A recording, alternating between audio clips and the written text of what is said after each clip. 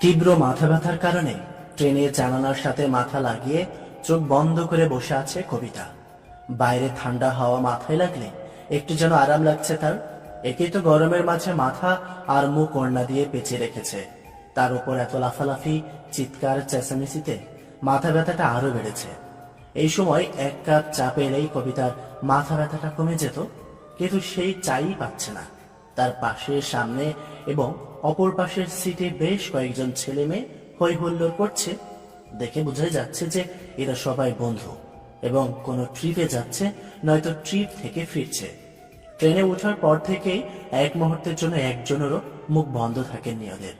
একটু আগে ওরা চাই খাচ্ছিল, কবিতা তখন একবার ভেবেছিল যে ওদের থেকে এক কাপ চাই চাইবে। কি এমন ব্যাপার, এক কাপ চাই তো, কিন্তু পরক্ষণেই ভাবলো এক কাপ চা হোক কিংবা 1 টাকার চকলেট, হুট করে অপরিচিত কারোর কাছেই চাওয়া মানে ছাঁচড়ামো, আর যেটা কবিতা একদমই করতে চায় না। তাই সে বাধ্য হয়ে শেষে চোখ বন্ধ করে বসেছিল। কবিতার সামনাসামনি সিটে বসা শ্রাবণ বেশ অনেকক্ষণ হলেই কবিতাকে লক্ষ্য করছিল।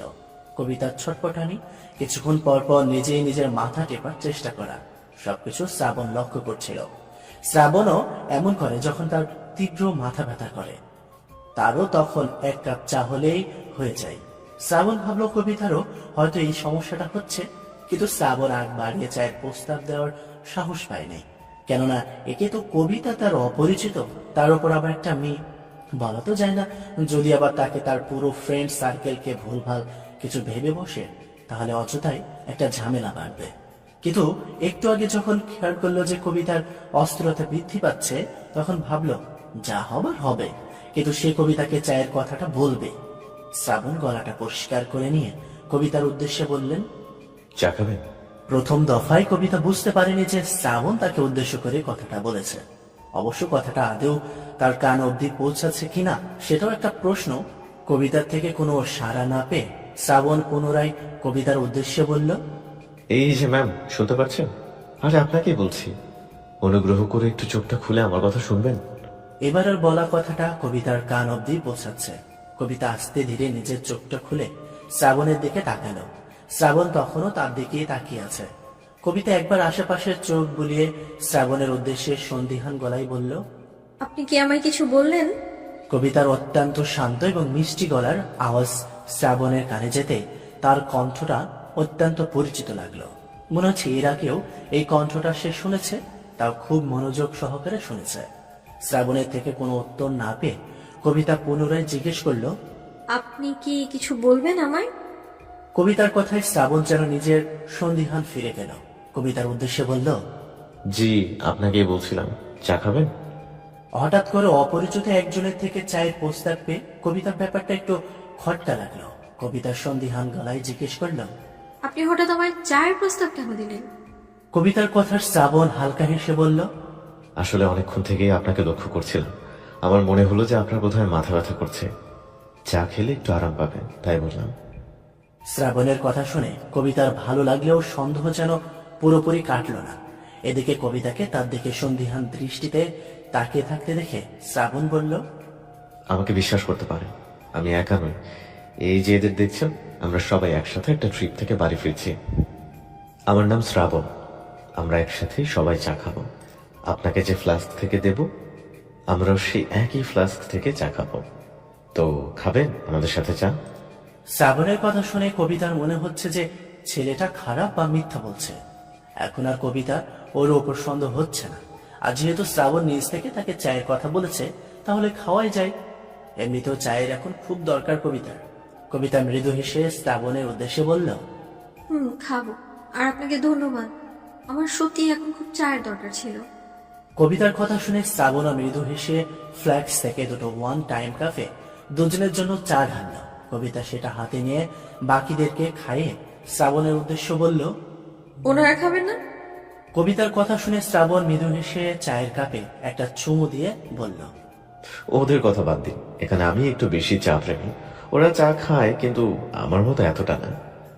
কবিতা মুখ থেকে ওড়না সরিয়ে চায়ের কাপে একটা চুমুক দিয়ে পুনরায় ওড়নায় মুখটা ঢেকে নিল। শ্রাবণ এক ঝলক কবিতার মুখটা দেখতে পেল কয়েক সেকেন্ডের জন্য, কিন্তু এই কয়েক সেকেন্ডে যেন শ্রাবণ কবিতার মুখটা মুখস্থ করে নিল। মেয়েটার গায়ের রং মোটেও ফর্সা না, শ্যাম বর্ণের অধিকারী। গোলগাল মুখ, সরু নাক, চিকন গোলাপি ঠোঁট আর চোখ। শ্রাবণ ঠিক কিভাবে কবিতার চোখের বর্ণনা করবে সেটা বুঝতে পারল না।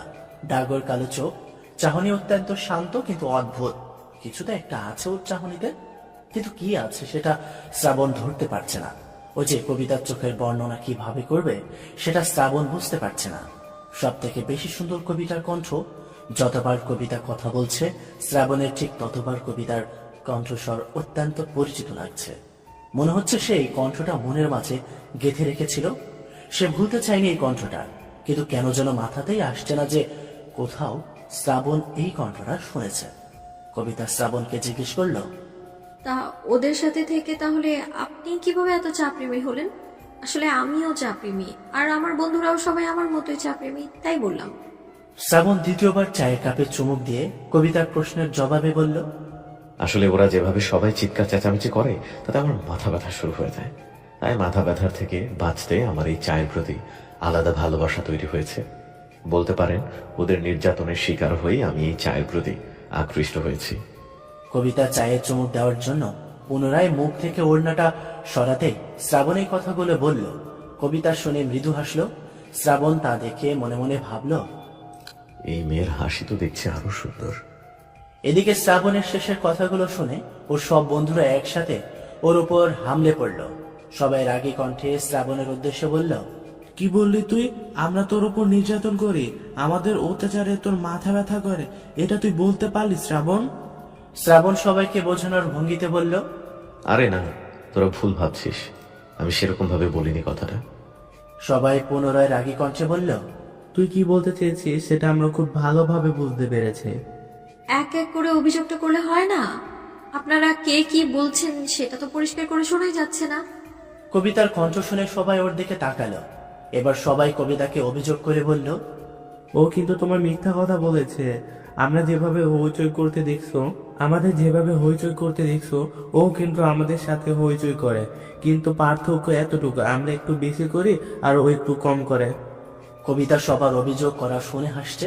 চা খাও শেষ, মাথা ব্যথাটা কমেছে। এখন বাকিদের কথা শুনতে তার বেশ ভালোই লাগছে। সবাই খুব মিশুক। সবার কথা এক পর্যায়ে শ্রাবণ ওদেরকে থামিয়ে দিয়ে বলল, ওনার মাথা ব্যথা করছিল, তোরা একটু কম কথা বল। শ্রাবণের কথা শুনে কবিতা বলল, না না, আমার সমস্যা হচ্ছে না, বরং ওনাদের কথা শুনেই আমার মাথা ব্যথা অনেকটাই কমে এসেছে। কিন্তু আপনাদের কারো তো পরিচয় জানা হলো না এখনো। কবিতার কথা শুনে শ্রাবণ সবার সাথে পরিচয় করিয়ে দিল। শ্রাবণ এবার কবিতার উদ্দেশ্যে বলল, সবার পরিচয় তো শুনলেন, এবার আপনার পরিচয় কি জানতে পারি? কবিতা হালকা হেসে উত্তর দিল, আমার নাম কবিতা। নামটা বলার পর শ্রাবণের এখন কবিতার নামটাও চেনা চেনা লাগছে, কিন্তু এবারেও মনে করতে পারল না। কবিতা পাশে বসা কেয়া কবিতাকে জিজ্ঞেস করলো, তুমি কোথায় যাচ্ছ? ঢাকা যাচ্ছি। ও, তার মানে তুমি ঢাকায় পড়াশোনা করো? না, আমি আলীনগরে পড়াশোনা করি, কিন্তু এখন ঢাকাতেই ভর্তি হতে হবে, কেননা এখানে আর ফিরে আসা আমার পক্ষে সম্ভব না। তো ঢাকায় কি কেউ থাকে তোমার, নাকি মিশে উঠবে? কবিতা একটা দীর্ঘশ্বাস ফেলে বলল, সত্যি বলতে আমি ঢাকা গিয়ে কি করব নিজেও জানি না। আমার একটা বন্ধুর সাথে যোগাযোগ করে যাচ্ছি ঢাকায়। ও ঢাকাতেই থাকে, বলেছে যে কিছু একটা ব্যবস্থা করে দেবে ও আমায়। আমি নিজেও জানি না যে আমি কোথায় থাকবো বা আমার পরবর্তী পদক্ষেপ কি, ঠিক আমি কিচ্ছু জানি না। শুধু জানি যে আমায় এই শহরটা ছাড়তে হবে, এই অন্ধকার পথেই পাওয়ার আছি। কবিতার বলা প্রত্যেকটা কথা সবার মাথার উপর দিয়ে যাচ্ছে। মানে এভাবে একটা মেয়ে নিশ্চিত না হয়ে একা বেরিয়ে পড়েছে। সে জানেও না সামনে তার সাথে কি হতে চলেছে। আবার বলছে এই শহর তাকে ছাড়তেই হবে। সবার মনে কৌতূহল তৈরি হয়েছে কবিতার ব্যাপারে জানার জন্য। এদিকে শ্রাবণ খুব ভালোভাবে কবিতাকে লক্ষ্য করছে। মেয়েটা বলছে যে সে ঢাকায় যাচ্ছে পড়াশোনা করতে। এই শহরে আবার ফিরে আসা তার পক্ষে সম্ভব না, অথচ তার সাথে শুধু একটা ব্যাগ, কোনো ল্যাগেজ নেই। আবার ট্রেনে ওঠার পর থেকে মুখটা ঢেকে রেখেছে। চা খাওয়ার সময়ও বারবার মুখ ঢাকছিল। এতক্ষণ হলো ট্রেনে উঠেছে, অথচ একটা ফোন আসেনি। শ্রাবণের বেশ খটকা লাগলো পুরো ব্যাপারটা। সে কবিতার উদ্দেশ্যে সন্দেহান গলায় প্রশ্ন করল, আপনি বাড়ি থেকে পালিয়েছেন তাই না? শ্রাবণের মুখ থেকে এমন কথা শুনে সবাই চমকে উঠল। সব থেকে বেশি চমকে উঠল কবিতা, সাথে একটু আতঙ্কিতও হলো। শ্রাবণের দিকে ভর্ত দৃষ্টিতে তাকিয়ে প্রশ্ন করল, আপনি কিভাবে জানলেন? আপনাকে কে পাঠিয়েছে? আপনি ওদের লোক, তাই না?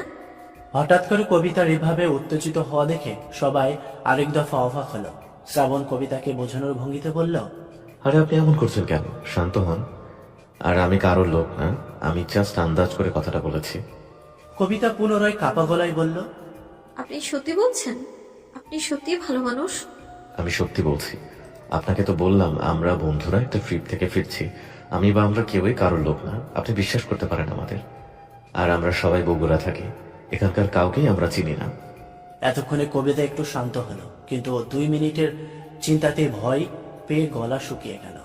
শ্রাবণের উদ্দেশ্যে ধীর গলায় বলল, একটু পানি দেবেন প্লিজ। কবিতার কথা শুনে শ্রাবণের এক বন্ধু কবিতার দিকে পানির বোতল এগিয়ে দিল। কবিতা কাপা কাপা হাতে বোতলটা নিয়ে এক ঢোকে অর্ধেক বোতল পানি শেষ করে ফেলল। এতক্ষণে সবাই বুঝে গেছে যে কবিতা নিশ্চয় কোনো ঝামেলার মাঝে আছে। পানি খাওয়া শেষ করে কবিতা বোতলটা ফেরত দিল। পাশ থেকে কিয়া বলল, তুমি ওড়নাটা মাথা থেকে খোলো, ঘেমে যাচ্ছ তো তুমি, না হলে অসুস্থ হয়ে যাবে। কবিতা কিয়ার দিকে এক নজর তাকিয়ে সিটে গা এলিয়ে দিয়ে চোখ বন্ধ করে কিয়ার উদ্দেশ্যে বলল, আমি মুখ খুলে যদি ওদের মাঝে কেউ আমায় দেখে ফেলে, আমি তখন কিভাবে ওদের হাত থেকে পালাবো? তার চেয়ে ভালো আমি মুখ ঢেকেই থাকি। কবিতার কথা শুনে শ্রাবণের পাশে বসা মামুন কানে কানে শ্রাবণকে বলল, শ্রাবণ, মেয়েটার পিছনে মনে হয় কেউ পড়েছে, সেই জন্য এতটা ভয় পেয়ে আছে। শ্রাবণ মামুনের কথায় সাই জানিয়ে বলল, আমারও তাই মনে হচ্ছে। ওকে জিজ্ঞেস করে দেখি একবার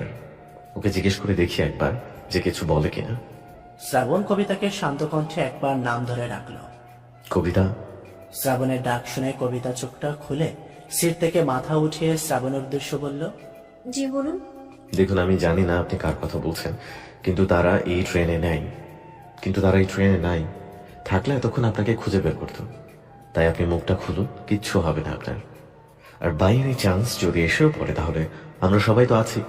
এতজনের মাঝে ওরা আপনাকে চিনতেই পারবে না, সেই দায়িত্ব আমরা নিলাম। শ্রাবণের কথায় সাই জানিয়ে সবাই বলল, হ্যাঁ, তুমি চিন্তা করো না, যদি তোমার কোনো সাহায্য লাগে আমরা করব।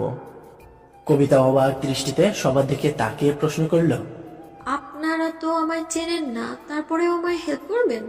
কবিতার কথা শুনে শ্রাবণ মৃদু হেসে বলল, সাহায্য করার জন্য কয়েক বছরের পরিচিত হতে হয় না, কয়েক মুহূর্তের আলাপে যথেষ্ট। কবিতার চোখ জোড়া মুহূর্তে ছল ছল করে উঠল। যেখানে সে জন্মালো, যে গ্রামে সে বেড়ে উঠল, সেখানকার সব মানুষকে কবিতা আপন ভাবত। বিপদের দিনে তারা কেউ কবিতার পাশে দাঁড়ানো তো দূর, একটা খোঁজ পর্যন্ত নেয়নি। অথচ আজ এই অচেনা মানুষগুলো তার সম্পর্কে কিছু না জেনে তাকে সাহায্য করতে চাইছে, তাকে নিরাপত্তা দেওয়ার প্রতিশ্রুতি দিচ্ছে। এদিকে কবিতার চোখে পানি দেখে সবাই আরো অবাক হয়ে গেল। কিয়া উদ্বিগ্ন গলায় প্রশ্ন করল, কি হলো কবিতা, কাঁদছো কেন? কবিতা দুহাতে নিজের চোখ জল মুছে নিল, তারপর মাথা থেকে ওড়না নামিয়ে কেয়ার উদ্দেশ্যে বলল, আসলে নিজের অনেক আপন মানুষও আমার বিপদের দিনে সাহায্য করেনি। নিজেদের বিপদের আশঙ্কা করে আমায় বিপদের দিকে ঠেলে দিয়েছিল। সেখানে আপনারা সবাই কত সহজে আমায় সাহায্য করতে চাইলেন, আমায় ভরসা দিলেন। এভাবে যদি আমার নিজের লোকেরা আমায় সাহায্য করতো, তাহলে আজ আমায় পালাতে হতো না। নিজের গ্রাম, নিজের পরিবার ছেড়ে অচেনা এক শহরে অনিশ্চিত ভবিষ্যতের দিকে এগোতে হতো না আমায়। কথাটা বলতেই কবিতার গাল বেয়ে দুফোঁটা অশ্রু গড়িয়ে পড়ল। শ্রাবণ কৌতূহলী গলায় কবিতাকে প্রশ্ন করল, কি হয়েছিল আপনার সাথে, সেটা কি আমাদের বলা যাবে? শ্রাবণের প্রশ্ন শুনে কবিতা কিছুক্ষণ চুপ করে রইল।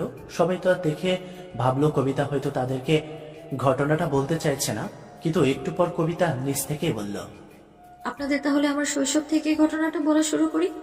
কবিতার কথা শুনে সবাই কৌতূহলী দৃষ্টিতে কবিতার দিকে তাকালো। কবিতাও একবার সবার মুখের দিকে তাকিয়ে বলা শুরু করলো, আমার যখন 5 বছর বয়স, তখন আমার মা আমার বাবার সাথে রাগারাগি করে আত্মহত্যা করে। তারপর পুলিশ আমার বাবাকে ধরে নিয়ে যায়। কিছুদিন পর বাবা ছাড়াও পেয়ে যায়। আমি তখন আমার মামা মামির কাছে ছিলাম। আমার বাবা ফেরত আসার পর আমার মামা আমাকে আমার বাবার কাছে দিয়ে আসতে যায়, কিন্তু আমার বাবা আমার দায়িত্ব নিতে অস্বীকার করে। পরে আমার মামা বাধ্য হয়ে আমায় আবারও তার বাড়িতে নিয়ে আসেন। কবিতার শেষের কথাটা শুনে কিয়া প্রশ্ন করল, বাধ্য হয়ে কেন বলছো? কবিতা সেই কথা শুনে হালকা হেসে বলল, বাধ্য হয়েই তো এনেছিলেন, না ফেলতে পারছিলেন আর না রাখতে পারছিলেন। বলতে পারেন আমার মামির জোড়াজড়িতে মামা আমায় রাখতে বাধ্য হয়েছিলেন। আসলে আমার মামির মেয়ের খুব শখ ছিল, কিন্তু ওনার 2টা ছেলে, তাই আমায় আমার মামি খুব ভালোবাসতেন। মামাও কিন্তু কখনো আমার সাথে খারাপ ব্যবহার করেননি, কিন্তু আসলে আমার মামার জন্য আমি অনেকটা বোঝার মতো ছিলাম। আমার 2 মামাতো ভাইয়ের পড়াশোনা, খাবার, পোশাক এসবের পর আমার জন্য কেনাটা আমার মামার আয়ের তুলনায় বাড়তি হয়ে গিয়েছিল। আমার মামা জমিতে কাজ করেই মূলত সংসার চালাতেন, কিন্তু আমার মামি সেলাইয়ের কাজ করে আমায় পড়াশোনা শিখিয়েছেন।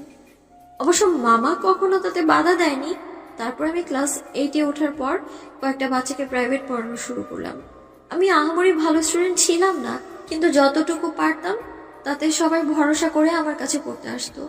এভাবেই এসএসসি দিলাম, এইচএসসি দিলাম, রেজাল্ট ভালোই করেছিলাম। তারপর ওখানে ইংলিশে অনার্সে ভর্তি হই। এইটুকু বলে কবিতা থামলো। শ্রাবণ শুধু মনোযোগ দিয়ে সবটা শুনে যাচ্ছে। ওর একজন বন্ধু কবিতাকে জিজ্ঞেস করলো, আর তোমার বাবা, উনি তোমার খোঁজ নেননি? বাবার কথা শুনে কবিতা তাচ্ছিল্য হেসে বলল, আমার বাবার কি অত সময় ছিল নাকি? আমার মা মারা যাওয়ার 6 মাসের মাথায় আমার বাবা আবারও বিয়ে করেন। তার স্ত্রী সন্তানদের নিয়ে সুখে শান্তিতে আছেন তিনি। অযথা আমার খোঁজ নিয়ে নিজের বিপদ কেন বাড়াতে যাবেন? পাশ থেকে কেয়া তাড়া দিয়ে বলল, আচ্ছা, সেসব বুঝেছি। এখন তারপর বলো। সব মোটামুটি ভালোই চলছিল, কিন্তু এরপর হঠাৎ করেই আমার মামির ভাইয়ের ছেলের আগমন ঘটে। উনি সৌদিতে থাকতেন, অনেক দিন পর দেশে ফিরেছেন। দেশে ফেরার কিছুদিন পর উনি আমাদের বাড়ি ঘুরতে আসেন। তখন ওনার নাকি আমাকে দেখে পছন্দ হয়ে যায়। উনি মামার কাছে বিয়ের প্রস্তাব দেন। আমার মামাও রাজি হয়ে যান, কেননা উনি মামাকে কথা দিয়েছিলেন যদি মামা আমার সাথে ওনার বিয়ে দেন তাহলে উনি আমার 2 ভাইকে বিদেশ নিয়ে যাওয়ার ব্যবস্থা করবেন, তাও সম্পূর্ণ নিজ খরচে। কিন্তু জানেন, আমার মামি রাজি ছিল না এই বিয়েতে। আমার মামির আমার নিয়ে অনেক স্বপ্ন। ওনার নিজের ছেলেদের প্রতি ওনার যে আশাটা ছিল না, আমার প্রতি ওনার সেই আশাটা ছিল। কিন্তু আমার মামি বাকি সবার সাথে একা পেরে উঠছিলেন না। আমার মামার ভাইয়েরা তো পুরো অন্ধ হয়ে গিয়েছিল। আমার মামি আমার বাবাকেও কথাটা জানায়, কিন্তু আমার বাবা বলেছিল যে আমি নাকি অনেকদিন আগেই ওনার কাছে মৃত। আমার মায়ের জন্য ওনাকে জেল খাটতে হয়েছে, সেজন্য উনি নাকি আমায় কোনোদিনই ক্ষমা করতে পারবেন না।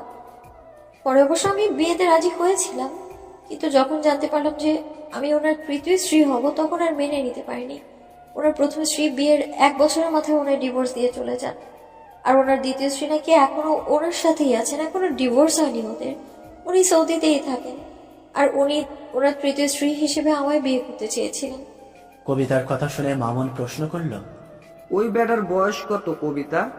35-এর মতো হবে। আর তোমার? আমি তো 21-এ পা দিলাম। মানে তোমার থেকে প্রায় 14 বছরের বড়। শালার শখ কত! মামুনকে থামিয়ে দিয়ে পাশ থেকে শ্রাবণের আরেক বন্ধু সোহেল বলে উঠল, কবিতা, তুমি তো বিয়েতে না করে দিতে পারতে, কিংবা পুলিশের কাছে সাহায্য চাইতে পারতে।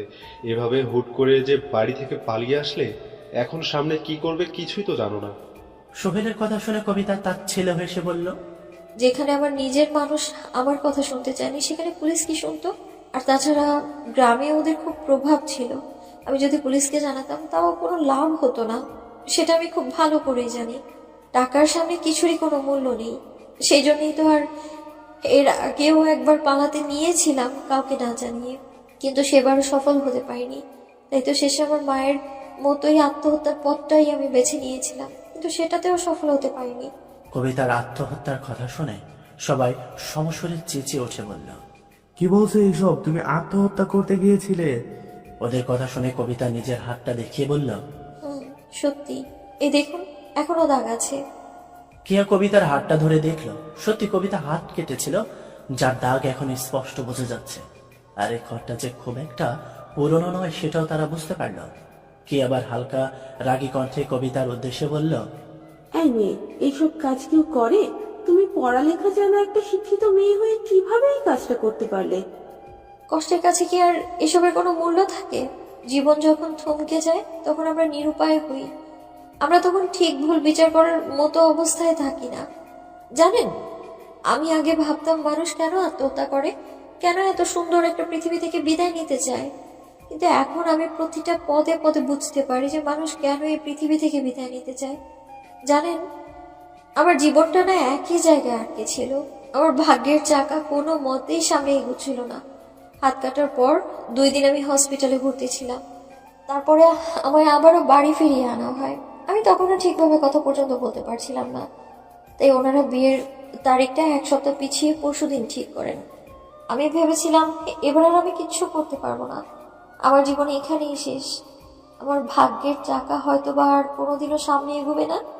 কিন্তু না, আল্লাহ সহায় হয়েছেন আমার। এবার আমি বাড়ি থেকে পালাতে সফল হই, আর আমার মামি আমায় সাহায্য করেছেন। ওই একটা মানুষের ঋণ আমি কোনোদিনও শোধ করতে পারবো না। ওই মানুষটা কখনো আমায় মায়ের অভাব বুঝতে দেননি। আমার আবদার আমার মামি পূরণ করতো। জানেন, আসার সময় আমার মামি আমায় জড়িয়ে ধরে কাঁদতে কাঁদতে বলেছেন, আর কখনো এখানে আসবি না তুই, এই গ্রাম ছেড়ে অনেক দূরে চলে যাবি। আমার খোঁজ নেওয়ার জন্য কখনো আসবি না এখানে, এলেই ওরা তোকে কিছু একটা করে দেবে। আমি হয়তো তোকে পেটে ধরিনি, কিন্তু নিজের মেয়ের থেকে কোনো অংশে তোকে কম ভালোবাসিনি।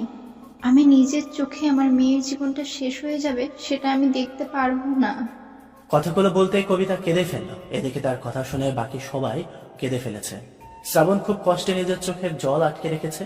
এই কিছু মুহূর্তের আলাপে কবিতার কষ্টগুলো যেন তার সহ্য হচ্ছে না। মনে হচ্ছে যদি সে পারত পৃথিবীর সব সুখ এই মেয়ের কাছে এনে দিত, কিন্তু তাও এই মেয়ের চোখ থেকে পানি পড়তে দিত না।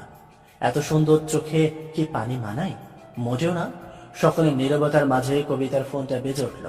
ফোনের শব্দ পেয়ে কবিতা তাড়াহুড়ো করে ব্যাগ থেকে ফোনটা বের করলো। একটা অচেনা নাম্বার থেকে কবিতার কাছে কল এসেছে। কবিতা একটু ভেবে ফোনটা রিসিভ করলো, কিন্তু আগেই কোনো কথা বলল না। যেহেতু অচেনা নাম্বার, তাই যে কেউ কল করতে পারে। ফোনটা রিসিভ করে কানে ধরতে অপর পাশ থেকে কবিতার বন্ধু শুভ তাড়াহুড়ো কণ্ঠে বলল, কবিতা, আমি শুভ বলছি, তুই ঠিক আছিস? শুভর কণ্ঠ পেয়ে কবিতা তড়িৎ গতিতে উত্তর দিয়ে বলল, আমি ঠিক আছি। এটা কার নাম্বার থেকে ফোন করেছিস? আর তুই আমার থাকার ব্যবস্থা করতে পেরেছিস তো? শুভ পুনরায় তাড়াহুড়ো কণ্ঠে বলে উঠল, এটা আমার একটা বন্ধুর নাম্বার। শোন, এখন বেশি কথা বলতে পারবো না। তুই ঢাকা আসছিস না কবিতা? ওরা জেনে গেছে যে তুই ঢাকা আসছিস, তাও আমার কাছেই আসছিস। শুভর কথা শুনে কবিতা ভয়ের তো গলায় বলল, কি বলছিস এসব? ওরা কিভাবে জানলো? আর বলিস না, একটু আগে মামি আমার নাম্বারে ফোন দিয়ে শুনছিল যে তুই পৌঁছেছিস কিনা। তখনই তোর একটা ভাই সে কথা শুনে নিয়ে সবাইকে জানিয়ে দেয়। তোর ওই না হওয়া বর একটু আগে আমায় ফোন করে ছেদ দিয়েছে, বলেছে যে ওরা ঢাকা আসছে, তোকে নিয়ে যাবে সাথে করে।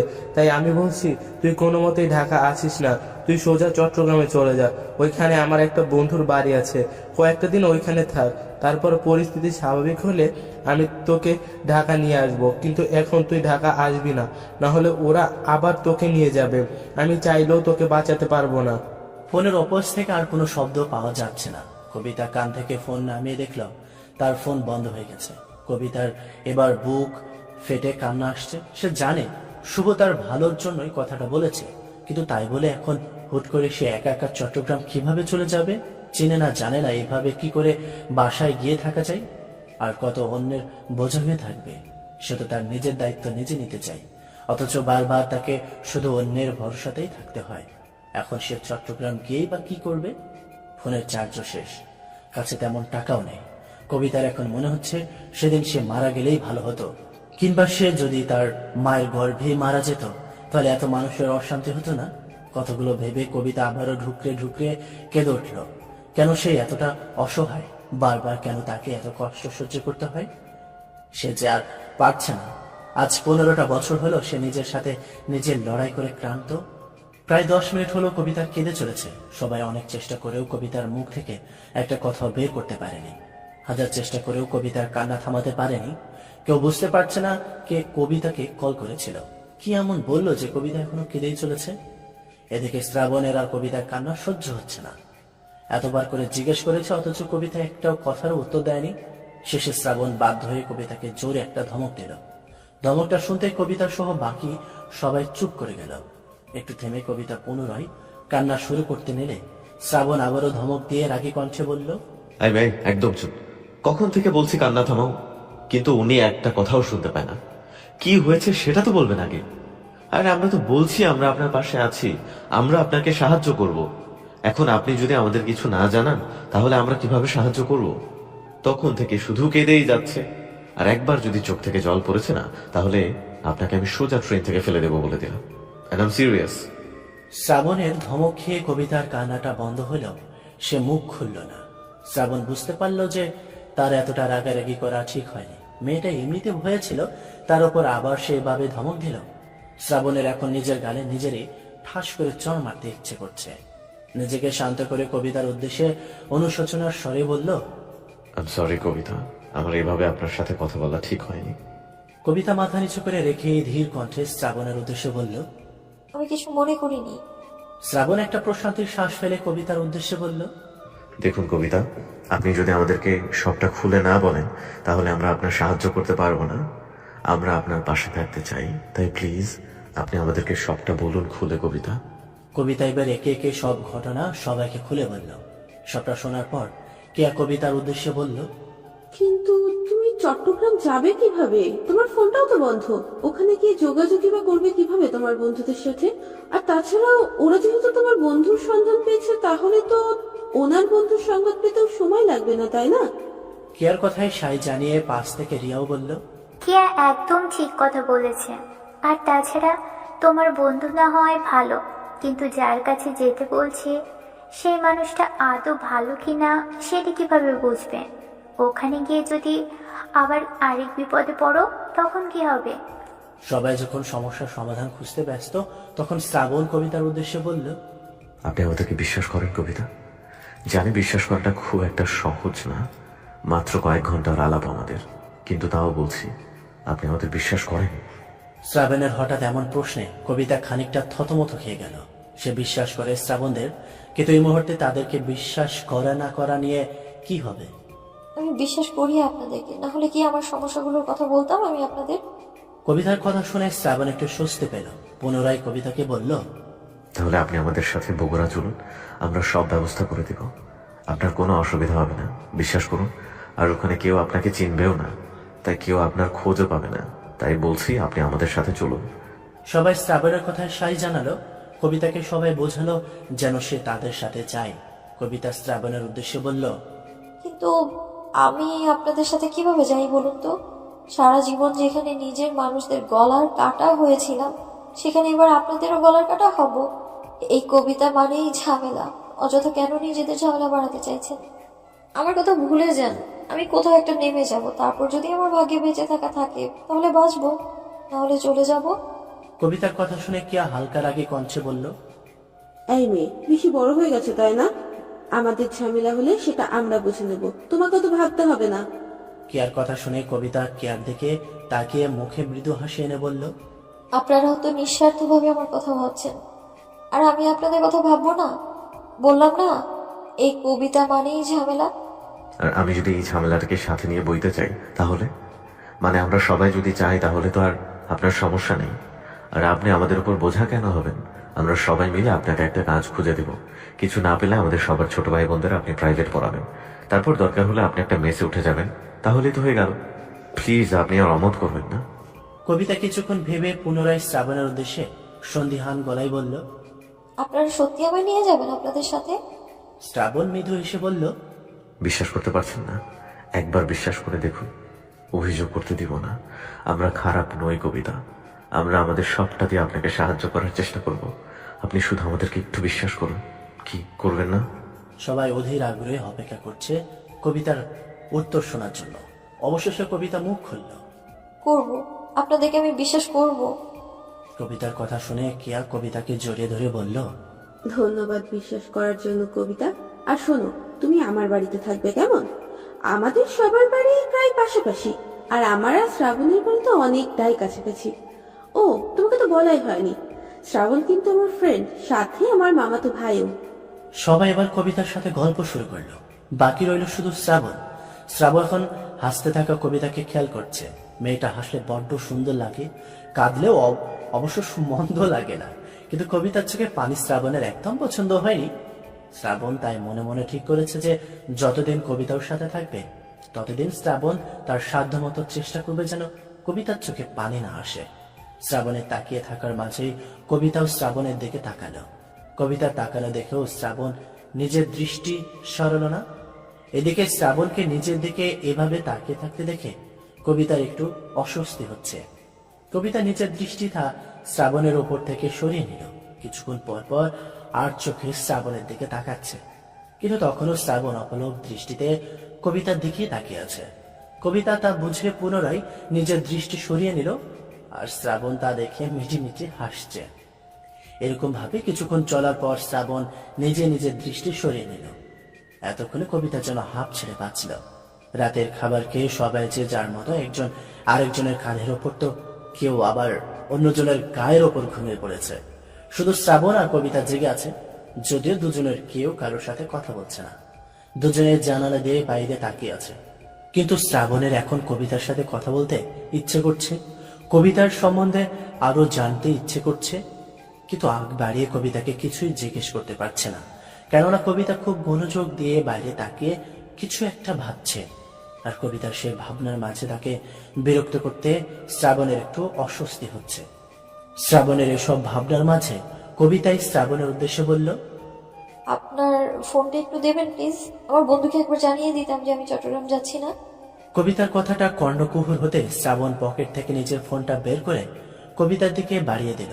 কবিতা ফোনটা হাতে নিয়ে শুভর নাম্বারে ডায়াল করলো। প্রথমবার শুভ ফোনটা রিসিভ করলো না। কবিতা আবার কল দিল। শুভ, আমি কবিতা বলছি। শুভ নামটা কানে যেতেই শ্রাবণ মৃদু চমকে উঠল। এবার তার সবটা মনে পড়ছে। যদি শ্রাবণের সন্দেহ ঠিক হয়ে থাকে, তাহলে কবিতায় 2 মাস আগে তার কাছে রং নাম্বার থেকে যে ফোনটা এসেছিল সেই মেয়েটা। এদিকে ফোনের ওপাশে কবিতার নামটা শুনে শুভ অস্থির হয়ে কণ্ঠে বলল, কবিতা তুই ঠিক আছিস? তখন ওভাবে ফোনটা কেটে দিলে, তারপর আর তোকে পেলাম না। তুই জানিস চিন্তায় আমার অবস্থা খারাপ হয়ে গেছে। আমি তো ভেবেছিলাম ওরা মনে হয় তোকে আবারও ধরে ফেলেছে। না না, আমি ঠিক আছি। আসলে তোকে একটা কথা জানানোর জন্য ফোন করলাম। আমি চট্টগ্রাম যাচ্ছি না, বগুড়ায় যাচ্ছি আমি। কবিতার কথা শুনে শুভ চমকে উঠে বলল, মানে তুই বগুড়া কোথায় যাচ্ছিস? কার কাছে থাকবি? তুই আদৌ চিনিস বগুড়া? আরে শুভ, শান্ত হ। আসলে ট্রেনে আমার কয়েকজনের সাথে আলাপ হয়েছে, আর ওরা বগুড়ায় থাকে। ওনারাই আমাকে বলেছেন যে আমায় হেল্প করবেন, ওখানে আমার থাকার ব্যবস্থাও করে দেবে। তুই চিন্তা করিস না। কবিতার কথা শুনে শুভ রাগী কণ্ঠে বলল, তোর মাথা ঠিক আছে কবিতা? তুই চিনিস না, জানিস না, এভাবে হুট করে কাদের সাথে চলে যাচ্ছিস? ওরা যে ভালো না খারাপ সেটা কিভাবে বুঝবি? যদি ওরা তোকে নিয়ে গিয়ে কোথাও পাচার করে দেয়, তখন কি হবে? একবারও সেটা ভেবে দেখেছিস কবিতা? কবিতা বুঝতে পারছে যে শুভ ঠিক শ্রাবণের কথা বিশ্বাস করতে পারছে না। না পারাটাই স্বাভাবিক। সে শ্রাবণদের সাথে কথা বলে, তাদের আচরণ দেখে তাদেরকে বিশ্বাস করতে পেরেছে, কিন্তু শুভ তো আর ওদেরকে চেনে না।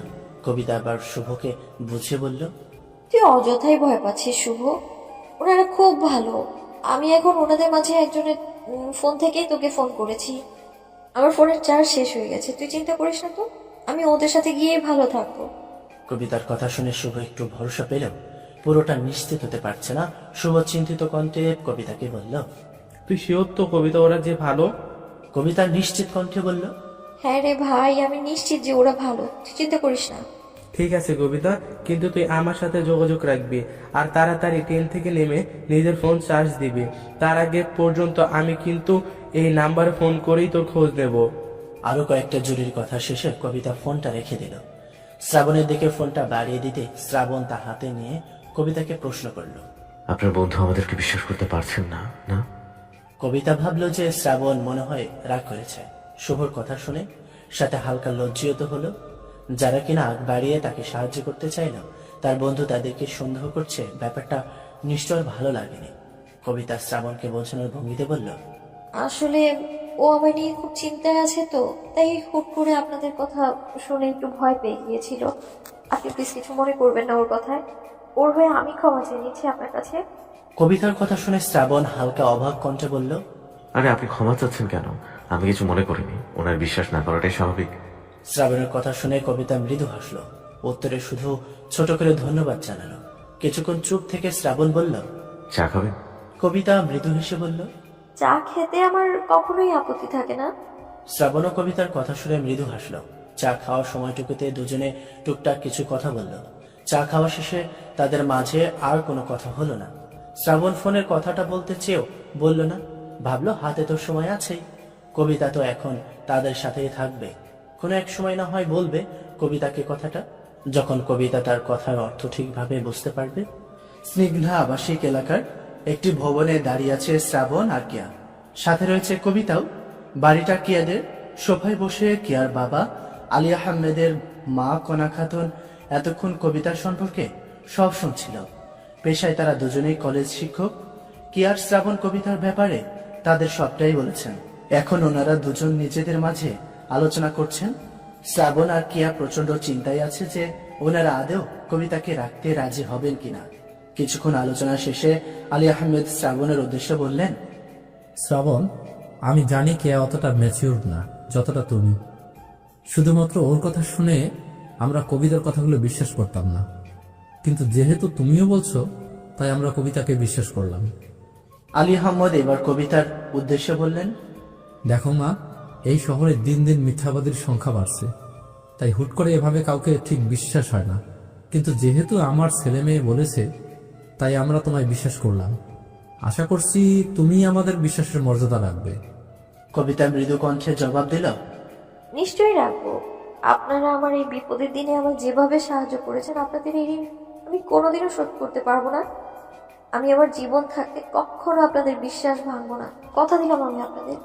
আর আমি বেশি দিন এখানে থাকবো না, আমি একটা কাজ পেলে এখান থেকে চলে যাব। কবিতার কথা শুনে এবার কণা খাতুন এগিয়ে এসে কবিতার গালে হাত রেখে বলল, তোমার যতদিন ইচ্ছা তুমি এখানে থাকতে পারো কবিতা।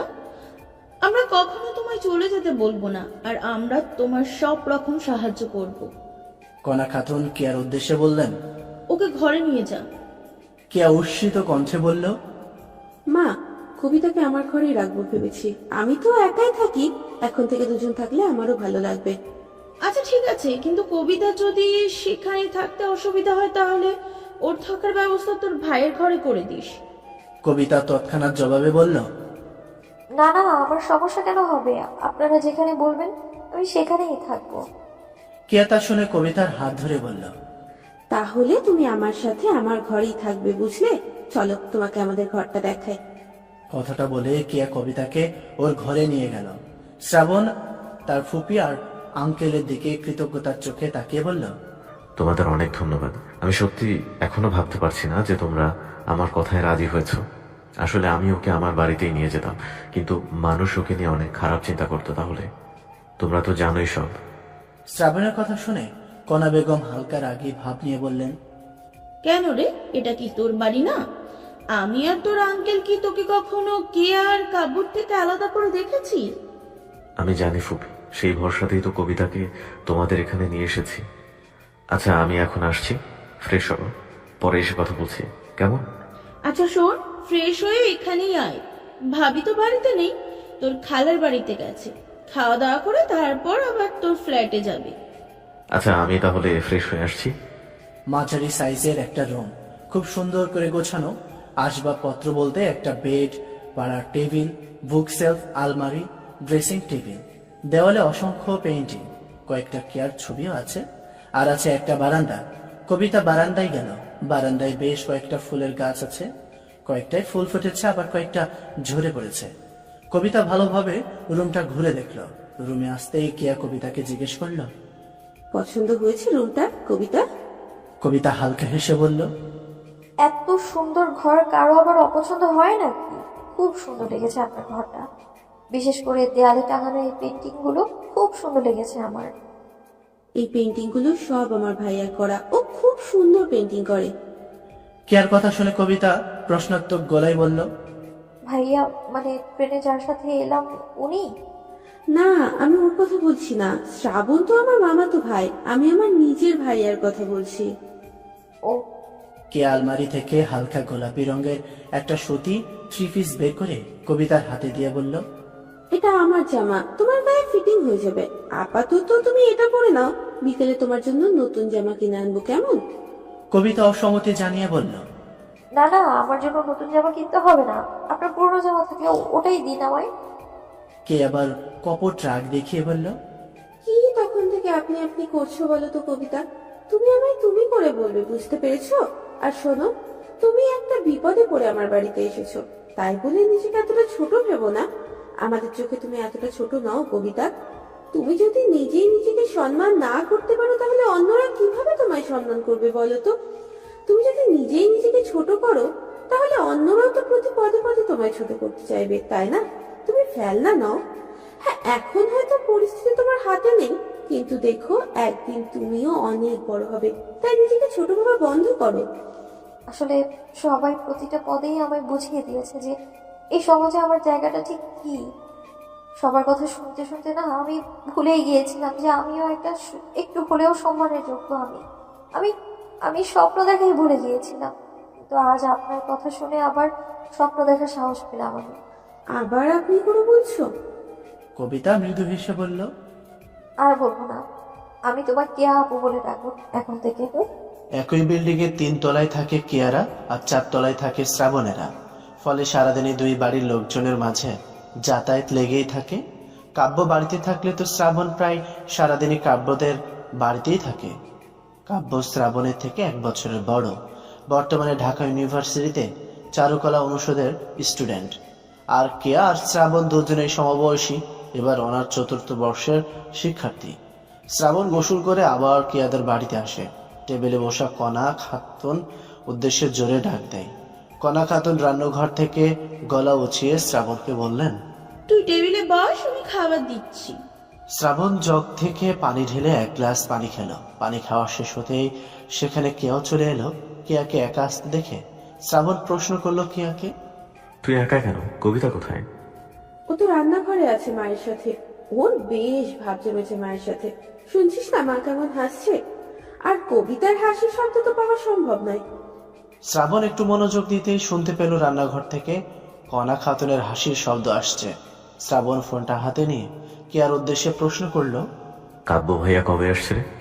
প্রশ্নগুলো ঠিকই, কিন্তু কেয়ার বলা উত্তর আর শুনতে পেল না।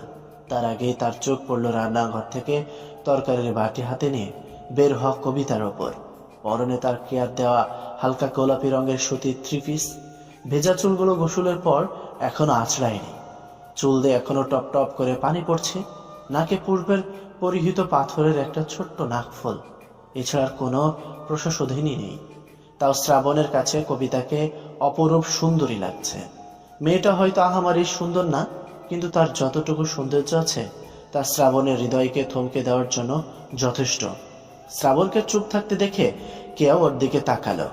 শ্রাবণকে সামনের দিকে হা করে তাকিয়ে থাকতে দেখে কেয়া তার দৃষ্টি অনুসরণ করে সামনে তাকাতে দেখলো কবিতার টেবিলে তরকারির বাটি গুছিয়ে রাখছে। কেয়া পুনরায় শ্রাবণের দিকে তাকালো। শ্রাবণ এখনো কবিতার দিকে অপলক দৃষ্টিতে তাকিয়ে আছে। কেয়ার ব্যাপারটা ঠিক সুবিধা ঠেকলো না। এদিকে কবিতার জন্য সে সবের প্রতি কোনো খেয়ালই নেই। সে তরকারির বাটিটা টেবিলে রেখে আবার রান্নাঘরে চলে গেল। কবিতা চলে যেতেই শ্রাবণের যেন হুঁশ ফিরল। কেউ দেখলো কিনা সেটার দেখার জন্য আশেপাশে তাকাতেই দেখলো কেয়ার দিকে ভ্রু কুঁচকে তাকিয়ে আছে। শ্রাবণ তৎক্ষণাৎ কেয়ার ওপর থেকে নিজের দৃষ্টি সরিয়ে নিল। কেয়ার সন্দিহান গলায় শ্রাবণকে জিজ্ঞেস করলো, ব্যাপারটা কি বলতো শ্রাবণ? কেয়ার প্রশ্ন শুনে শ্রাবণ যেন আরো গুলিয়ে গেল।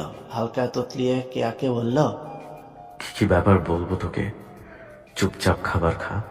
হ্যাঁ, খাবার তো আমি খাবই, তবে তার আগে তোর এই ক্যাবলার মতো তাকিয়ে থাকার রহস্যটা তো বের করি। সত্যি করে বলতো, তুই কবিতার দিকে ওইভাবে তাকিয়েছিলি কেন? তুই আবার ওর প্রেমে টেমে পড়লি না তো শ্রাবণ? কেয়ার কথা শুনে শ্রাবণ নিজেই থতমত হয়ে গেল। প্রেমে পড়ার কথা কেউ এভাবে জিজ্ঞেস করে নাকি? ওর কি লজ্জা শরম নাই যে নিজের প্রেমে পড়ার কথা এভাবে বলে দেবে? আর কেয়াকে তো কোনোদিনও বলবে না। কাব্য হলে শ্রাবণ কোনো চিন্তা ছাড়াই বলে দিত, কারণ শ্রাবণ জানে কাব্য কাউকে কিছু বলবে না। কিন্তু কেয়ার একটু বিশ্বাস নেই হুট করে সবার সামনে মুখ ফসকে বলে ফেলবে। মেয়েটার পেটের মধ্যে একটা কথাও থাকে না। শ্রাবণ কেয়াকে হালকা একটা ধমক দিয়ে বলল, খালি আজে বাজে কথা বলা, তাই না? আর আমি কখন ক্যাবলার মতো তাকিয়েছিলাম? চোখে আজকাল বেশি দেখছিস, তাই না? আজকে আঙ্কেলকে বলবো তোকে চোখের ডাক্তার যেন দেখায়। কথাটা বলা শেষ হতে কবিতা আবার রান্নাঘর থেকে বের হলো। শ্রাবণের কথা তা দেখে থেমে যায়। কে আবার শ্রাবণের তাকানো দেখে মেটে মেটে হাসছে। তার বুঝতে বাকি নেই যে তার ভাই সদ্য প্রেমে পড়েছে। কে আর শ্রাবণের কানের কাছে গিয়ে ফিসফিস করে বলল, এভাবে ক্যাবলার মতো কে তাকিয়ে থাকে শ্রাবণ? কে আর কণ্ঠ কানে যেতে শ্রাবণ ঝটপট নিজের দৃষ্টি কবিতার উপর থেকে সরিয়ে নিল। কবিতা সেখান থেকে চলে যেতে কেয়া শ্রাবণের উদ্দেশ্যে রসিকতার সুরে বলল, শ্রাবণ, তা কবিতার প্রেমে পড়ে কি ভাঙলো তোর? না মানে হাত পা কোমর সবকিছু ঠিকঠাক আছে তো, নাকি আবার সবই ভেঙে গেছে? শ্রাবণ পুনরায় ধমক দিয়ে বলল। তুই চুপ করবি কেন? বাড়াবাড়ি হয়ে যাচ্ছে কিন্তু এবার। শ্রাবণের ধমককে পাত্তানি দিয়ে কেয়া পুনরায় বলল, আমাকে বেশি ধমকাস না, কবিতাকে পটাতে পরে আমার সাহায্যই লাগবে তোর। তাই আমার সাথে ভালো করে কথা বল, বুঝলি? না হলে আমার রুমে ঢোকাও তোর জন্য নিষিদ্ধ করে দেব, বুঝছো? শ্রাবণ আরো কিছু বলতে যাবে তার আগেই সেখানে কণা খাতুন আর কবিতা উপস্থিত হলেন। দুজনকে আসতে দেখে শ্রাবণ আর কেয়া কোনো কথা বলল না। শ্রাবণ ইশারায় কেয়াকে বলল, তোকে পরে দেখছি আমি। শ্রাবণের ইশারার জবাবে কেয়া ভেঙচি কাটল। ওদের দুজনের এরূপ কাজ দেখে কণা খাতুন সন্দিহান গলায় বলল, কি বলছিস রে তোরা দুটোই? কণা খাতুনের কথা শুনে দুজনে একসঙ্গে বলে উঠল, কিছু না, তুমি খাবার দাও, ক্ষুধা লেগেছে। কণা খাতুন আর এ নিয়ে কোনো কথা বাড়াইলেন না। তিনি নিজে একটা চেয়ার বসে পাশের চেয়ারটাই কবিতাকে বসতে বললে কেয়া কবিতাকে ওখানে বসতে দেয় না। কবিতাকে টেনে নিজের পাশের চেয়ারে বসালো। তারপর শ্রাবণের দিকে তাকিয়ে বাঁকা হাসলো। কণা খাতুন কবিতাকে যে চেয়ারটাতে বসতে বলেছিলেন সে চেয়ারটাতে বসলে শ্রাবণের আর কবিতা একদম মুখোমুখি হতো। মূলত সে কারণে কেয়া সেখানে কবিতাকে বসতে দিল না। সে শ্রাবণকে বোঝাতে চাইল যে শ্রাবণ যদি কবিতার সঙ্গে প্রেম করতে চায় তাহলে তার কেয়ার সাহায্য লাগবেই। কেয়ার সাহায্য না করলে তার প্রেমের রাস্তার অনেক বাধা। কিন্তু শ্রাবণ সেদিকে পাত্তাই দিল না। সে তার নিজের মনে খেয়ে যাচ্ছে। খাওয়ার এক পর্যায়ে শ্রাবণ কণা খাতুনকে বলল, ফুপি, কাব্য ভাইয়া কবে আসছে? শ্রাবণের প্রশ্ন শুনে কেয়া ভ্রু কুঁচকে বলল, তোর কি স্মৃতিশক্তি লোপ পেল নাকি রে? একটু আগেই তো আমার এই প্রশ্নটা করলি। করেছিলাম, কিন্তু তুই তো উত্তর দাসনি। আমি উত্তর দিয়েছিলাম, তুই শুনতে পাসনি। অবশ্য পাবি বা কি করে বল, মন তো এখন অন্য জায়গায় ঘুরি ঘুরি করছে। শ্রাবণ কেয়াকে ধমক দিয়ে বলল, তুই একটু কম কথা বলবি প্লিজ? এখন তো কথাটা আমি ফুপিকে জিজ্ঞেস করেছিলাম, তোর নাক গলাতে হবে না। কেয়ার কোনো কথা বলল না। কণা খাতুন বললেন, ওর তো ফাইনাল পরীক্ষা চলছে, আর 2 সপ্তাহ বাদেই চলে আসবে। শ্রাবণ ছোট করে উত্তর দিল। ও, খাওয়ার টেবিল আর কোনো কথা হলো না। যে যার মতো খাবার শেষ করে উঠে চলে গেল। কবিতার রুম এসে দেখলো কেয়া বারান্দায় দাঁড়িয়ে কারোর সাথে কথা বলছে। তাই আর সে কেয়াকে বিরক্ত করলো না। চুপচাপ বুক সেলফ থেকে একটা বই নিয়ে বিছানায় বসে পড়তে লাগলো। দরজায় টোকা পড়তেই কবিতা ঠিক হয়ে বসলো। শ্রাবণ মৃদু কণ্ঠে অনুমতি চাইল। আসতে পারি? জি আসুন। অনুমতি পেয়ে শ্রাবণ ভিতরে প্রবেশ করলো। বিছানার এক পাশে বসে কবিতার উদ্দেশ্যে বলল, কি করছিলে? তেমন কিছু না, বই পড়ছিলাম। এখানে কোনো সমস্যা হচ্ছে না তো? না, কোনো সমস্যা হচ্ছে না, সবাই খুব ভালো। বাড়ির কথা মনে পড়ছে না? এতক্ষণ কবিতা নিজের দিকে তাকিয়ে সব প্রশ্নের উত্তর দিচ্ছিল। কিন্তু শ্রাবণের এবারের প্রশ্নটা শুনে কবিতা শ্রাবণের দিকে তাকালো।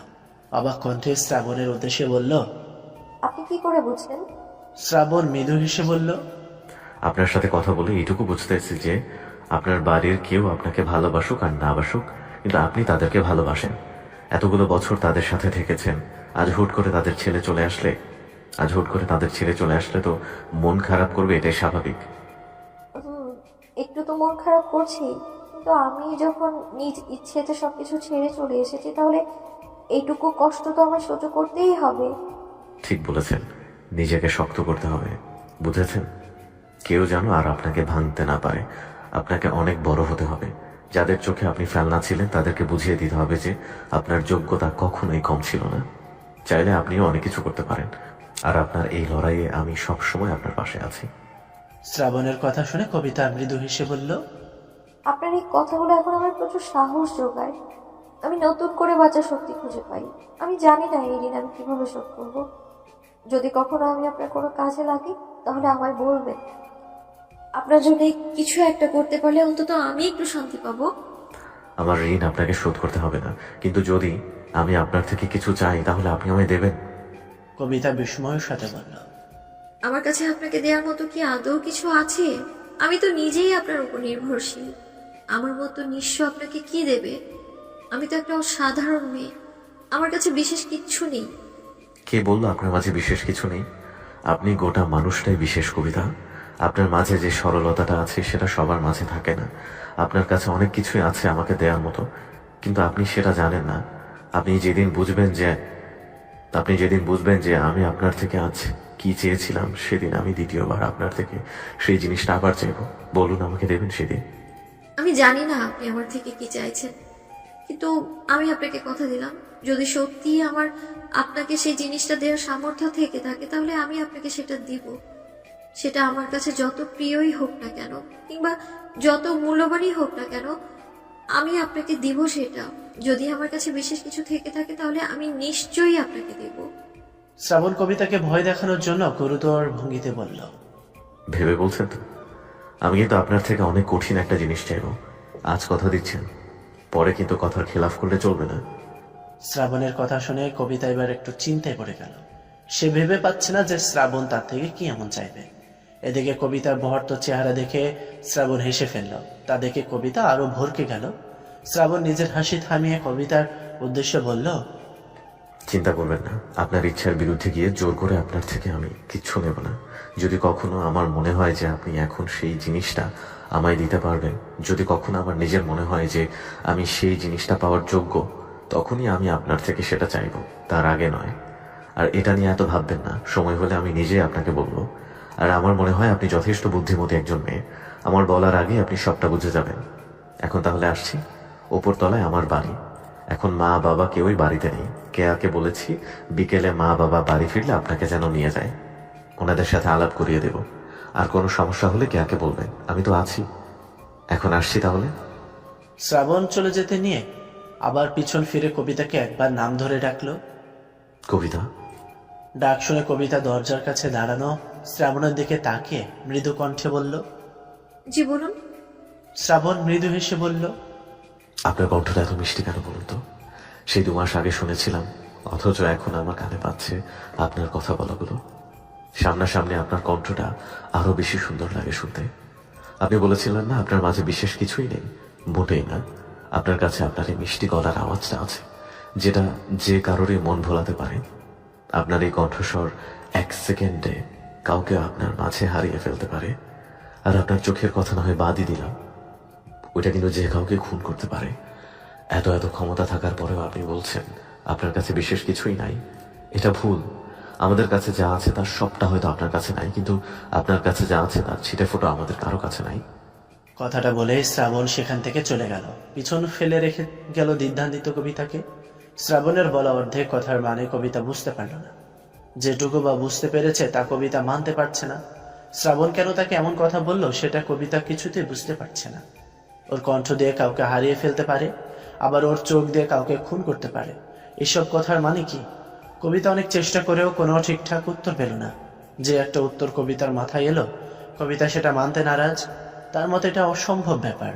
কিভাবে একদিনের পরিচয়ে শ্রাবণ আর ভাবতে পারল না। কবিতা নিজেই নিজের মনকে বোঝালো সে যা ভাবছে সেটা ভুল।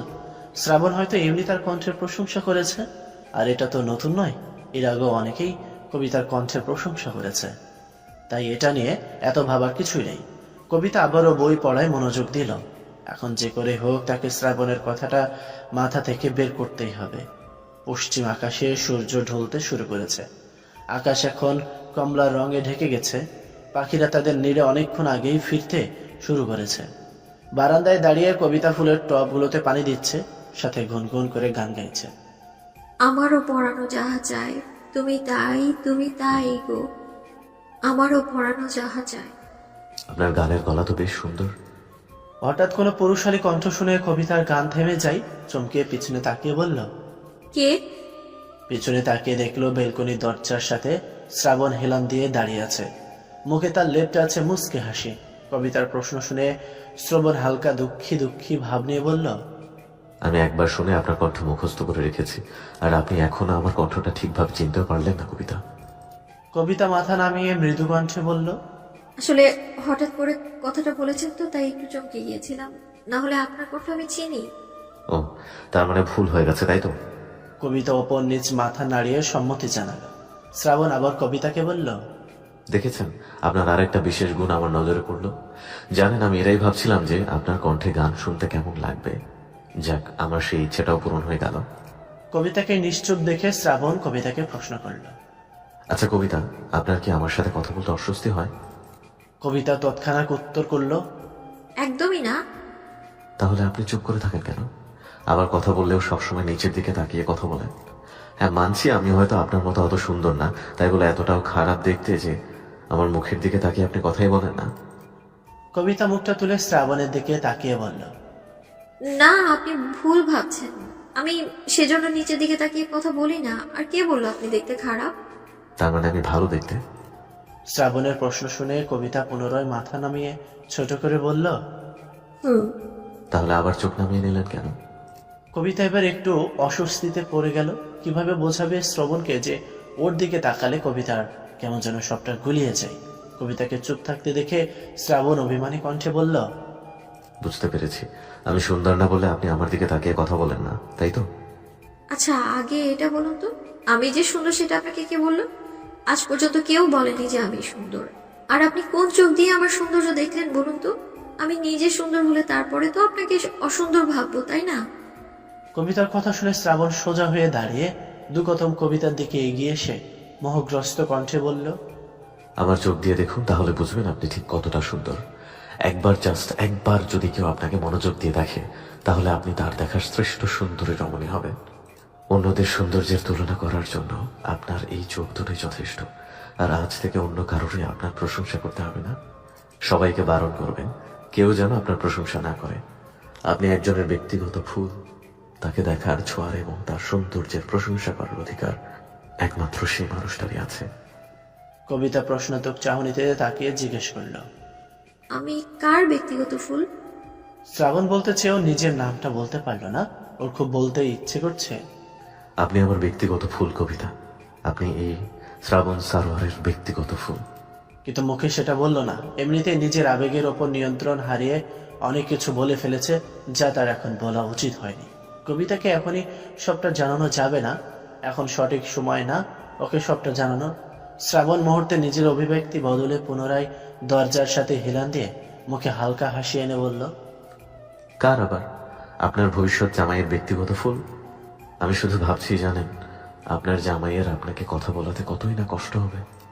আর আমি ভাবছি তোকে যখন মামি বকবে তখন আমার হাসিটা দেখে তো কতই না শরীর চলবে রে। পিছন থেকে কেয়ার কণ্ঠ শুনে শ্রাবণ চুপ করে গেল। মনে মনে ভাবলো যে এই মেয়ে থাকতে আর তার প্রেম করা হবে না। স্কুল কলেজে পড়ার সময় তো কারোর সাথে প্রেমই করতে দেয়নি, এখন বাড়িতে একজনের সাথে প্রেম করতে চাচ্ছে, তাতেও এই মেয়ের সমস্যা। শ্রাবণ কেয়ার দিকে তাকিয়ে বিরক্তকর কণ্ঠে বলল, কি সমস্যা রে তোর? পাশের ফ্ল্যাটে ছিলি, বাড়িতে শান্তি ছিল, এখন আবার ফিরতে গেলি কেন? আমি কেন ফিরেছি সেই কথা তোকে পরে বলছি। আগে তুই বল, মামি যে তোকে কবিতাকে ডেকে নিয়ে যাওয়ার জন্য পাঠিয়েছে সেটা কি তোর মনে আছে শ্রাবণ? কেয়ার কথা শুনে শ্রাবণ দাঁত দিয়ে জিভ কাটল। তার মাথা থেকে কথাটা একদমই বেরিয়ে গেছিল যে তার মা কবিতাকে ডেকে আনতে বলেছিল তাকে। কেয়ার কথা শুনে শ্রবণ তাড়াহুড়া ভঙ্গিতে কবিতাকে বলল, কবিতা তাড়াতাড়ি চলুন, তাহলে মা আজ আমার বকতে বকতে শেষ করে ফেলবে। সাথে কয়েকজন আবার খুব খুশিও হবে, আর ওদের খুশি আমার ঠিক সহ্য হবে না। কবিতাকে কথাটা বলে শ্রাবণ কেয়াকে বলল, ওনাকে নিয়ে আয় আর এখান থেকে সরে দাঁড়া। শ্রাবণ চলে যেতে কেয়া কবিতাকে বলল, কবিতা, শ্রাবণদের ফ্ল্যাটে চলো, মামি তোমার সাথে দেখা করতে চেয়েছেন। যখন থেকে তোমার কথা মামি শুনেছেন তারপর থেকেই তোমার সাথে দেখা করার জন্য একেবারে ব্যস্ত হয়ে পড়েছেন। কবিতা মৃদু কণ্ঠে বলল, চলো। মামি, এই যে এটা আমাদের কবিতা। কবিতার নামটা শুনে শ্রাবণের মা সোমা সারোয়ার সোফা থেকে উঠে কবিতাদের দিকে এগিয়ে এলেন। কবিতার মাথার স্নেহের হাত বলিয়ে আদরে গলায় বললেন, তুমি তাহলে কবিতা?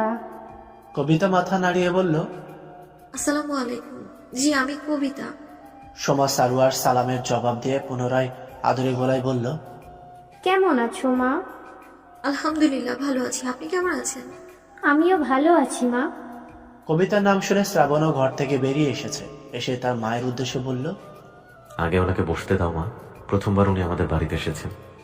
শ্রাবণের কথা শুনে সোমা সারোয়ার কবিতার উদ্দেশ্যে অপরাধী কণ্ঠে বললেন, দেখেছো, তোমাকে বসতে বলার কথা আমার মাথা থেকে একদম বেরিয়ে গেছে। তুমি কিছু মনে করো না মা, তুমি এসো, বসবে। সোমা সারোয়ার কবিতাকে হাত ধরে সোফায় নিয়ে গিয়ে বসালেন। কেয়া সোফার এক কোণে শ্রাবণের পাশে দাঁড়িয়ে কানের কাছে ফিসফিস করে বলল, মামি এত ইমোশনাল হয়ে পড়ছেন কেন রে? শ্রাবণ মায়ের দিকে একবার তাকিয়ে কেয়াকে বলল, মা কবিতার মাঝে নিজের অতীতকে দেখতে পেয়েছে। মা কবিতার জায়গায় নিজের অতীতটা মনে করে কবিতার কষ্টটা উপলব্ধি করতে পেরেছে। তাই কবিতার প্রতি মা একটু বেশি নরম হয়ে উঠেছে, তোর ভাষায় ইমোশনাল হয়ে পড়েছে। সোমা সারোয়ার কবিতাকে বললেন, তুমি পড়াশোনা করছো মা? হ্যাঁ, আমি এবার অনার্স ফার্স্ট ইয়ার স্টুডেন্ট। পড়াশোনা কিন্তু কখনো বাদ দেবে না মা। আমি শ্রবণকে বলেছি, ও তোমাকে এখানকার একটা ভালো কলেজে ভর্তি করে দেওয়ার ব্যবস্থা করবে। কবিতা কৃতজ্ঞতার সহিত বলল, অনেক ধন্যবাদ আন্টি। তুমি দেখতে খুব মিষ্টি। এত মিষ্টি মেয়েকে যে ওরা কিভাবে এত কষ্ট দিতে পারলো কে জানে। আমি যদি তোমায় ছোটবেলায় পেতাম তাহলে তোমায় দত্তক নিতাম, তারপর নিজের হাতে তোমায় যত্ন করে বড় করতাম। সোমা সারোয়ারের এই কথাটা শ্রাবণের একদম পছন্দ হলো না। আদর করেছে ভালো কথা, কিন্তু দত্তক নিতে হবে কেন? তাহলে তো ওর কবিতা ভাই বোনও হয়ে যেত। ছি, শ্রাবণ কবিতাকে কি বানাতে চাইছে আর তার মা কবিতাকে কি বানাতে চাইছে? কেয়া শ্রাবণের কানের কাছে ফিসফিস করে ব্যঙ্গাত্মক সুরে বলল, শুনলি শ্রাবণ, মামি কবিতাকে দত্তক নিত, তার মানে কবিতা তোর বোন হতো। তাই এখন মাথা থেকে এসব ছেড়ে ফেল, আজে বাজে চিন্তা বের করে কবিতাকে নিজের বোন হিসেবে গ্রহণ কর। কথাটা বলে কিয়া সেখান থেকে দৌড় দিল। শ্রাবণ তার মায়ের উদ্দেশ্যে পুনরায় বলল, মা ওনাকে কি খালি মুখে বসিয়ে রাখবে? কিছু নাস্তা দাও। তুমি তো দেখছি কবিতাকে পেয়ে সব ভুলে যাচ্ছ। সোমা সারোয়ার পুনরায় অপরাধী কণ্ঠে বললেন, ঠিক বলেছিস। কি যে হয়েছে আমার মেয়েটাকে দেখে সব কেমন গুলিয়ে ফেলেছি। আচ্ছা কবিতা, তুমি কি খেতে পছন্দ করো আমায় বলো তো, আমি তোমার জন্য সেটা বানিয়ে দেব। না আন্টি, আপনাকে কিছু বানাতে হবে না, আর আমার ক্ষুধাও লাগেনি। তা বললে হয় নাকি? তুমি আমায় বলো তো, তুমি ঝাল খেতে পছন্দ করো না মিষ্টি খেতে? কিছুই না, আপনি এখানে বসে থাকুন, আপনার সাথে আমি গল্প করব। শ্রাবণ তার মায়ের উদ্দেশ্যে বলল, মা আমার মনে হয় ওনাকে চা দিলে উনি খুব খুশি হবেন। শ্রাবণের কথা শুনে সোমা সারোয়ার কবিতাকে জিজ্ঞেস করলেন, তাই নাকি? তুমি চা খেতে ভালোবাসো কবিতা? কবিতা মৃদু হেসে বলল, হ্যাঁ, চা খেতে আমি খুব ভালোবাসি। বলতে পারেন আমার 3 বেলা ভাত না খেলেও চলে, কিন্তু চা না খেলে কোনো মতেই চলে না আমার। চা না খেলে তো আমার মাথায় কাজ করে না। সোমা সারোয়ার শ্রাবণকে দেখে কবিতাকে বললেন, যাক, আমার ছেলের তাহলে একটা সঙ্গী পেল। শ্রবণ ও ঠিক তোমারই মতোই চা পাগল। দিনে যে আমার থেকে কয়বার চা বানিয়ে নেয় তার হিসেব নেই। বাহিরে যে কয়বার খায় সেটার হিসেবই নেই। তুমি বসো, আমি তোমাদের জন্য চা বানিয়ে আনছি।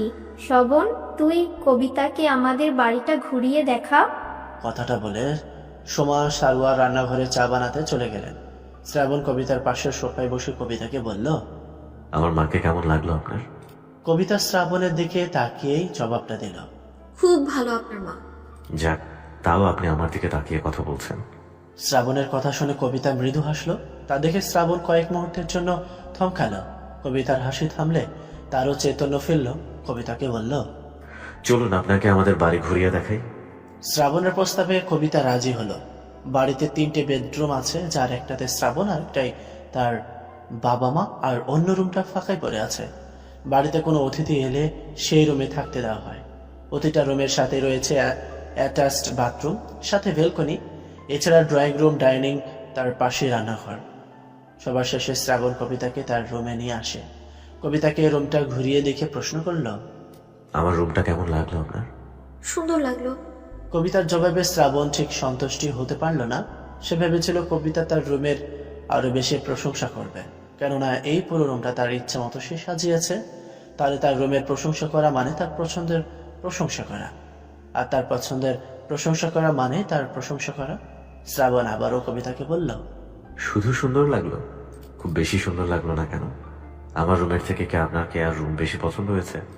কবিতা মৃদু হেসে বলল, আপনার রুমটাও অনেক বেশি সুন্দর, কিন্তু কে আপুর রুমের বেলকনিতে অনেক ফুলের গাছ আছে, তাই আপুর রুমটা আমার আরো বেশি ভালো লেগেছে, কিন্তু আপনার রুমটাও অনেক সুন্দর। শ্রাবণ কিছুক্ষণ ভেবে কবিতাকে বলল, আপনার পছন্দের ফুল কি? কবিতা একটু ভেবে বলল, গোলাপ আর সন্ধ্যা মালতী আমার সব থেকে প্রিয়।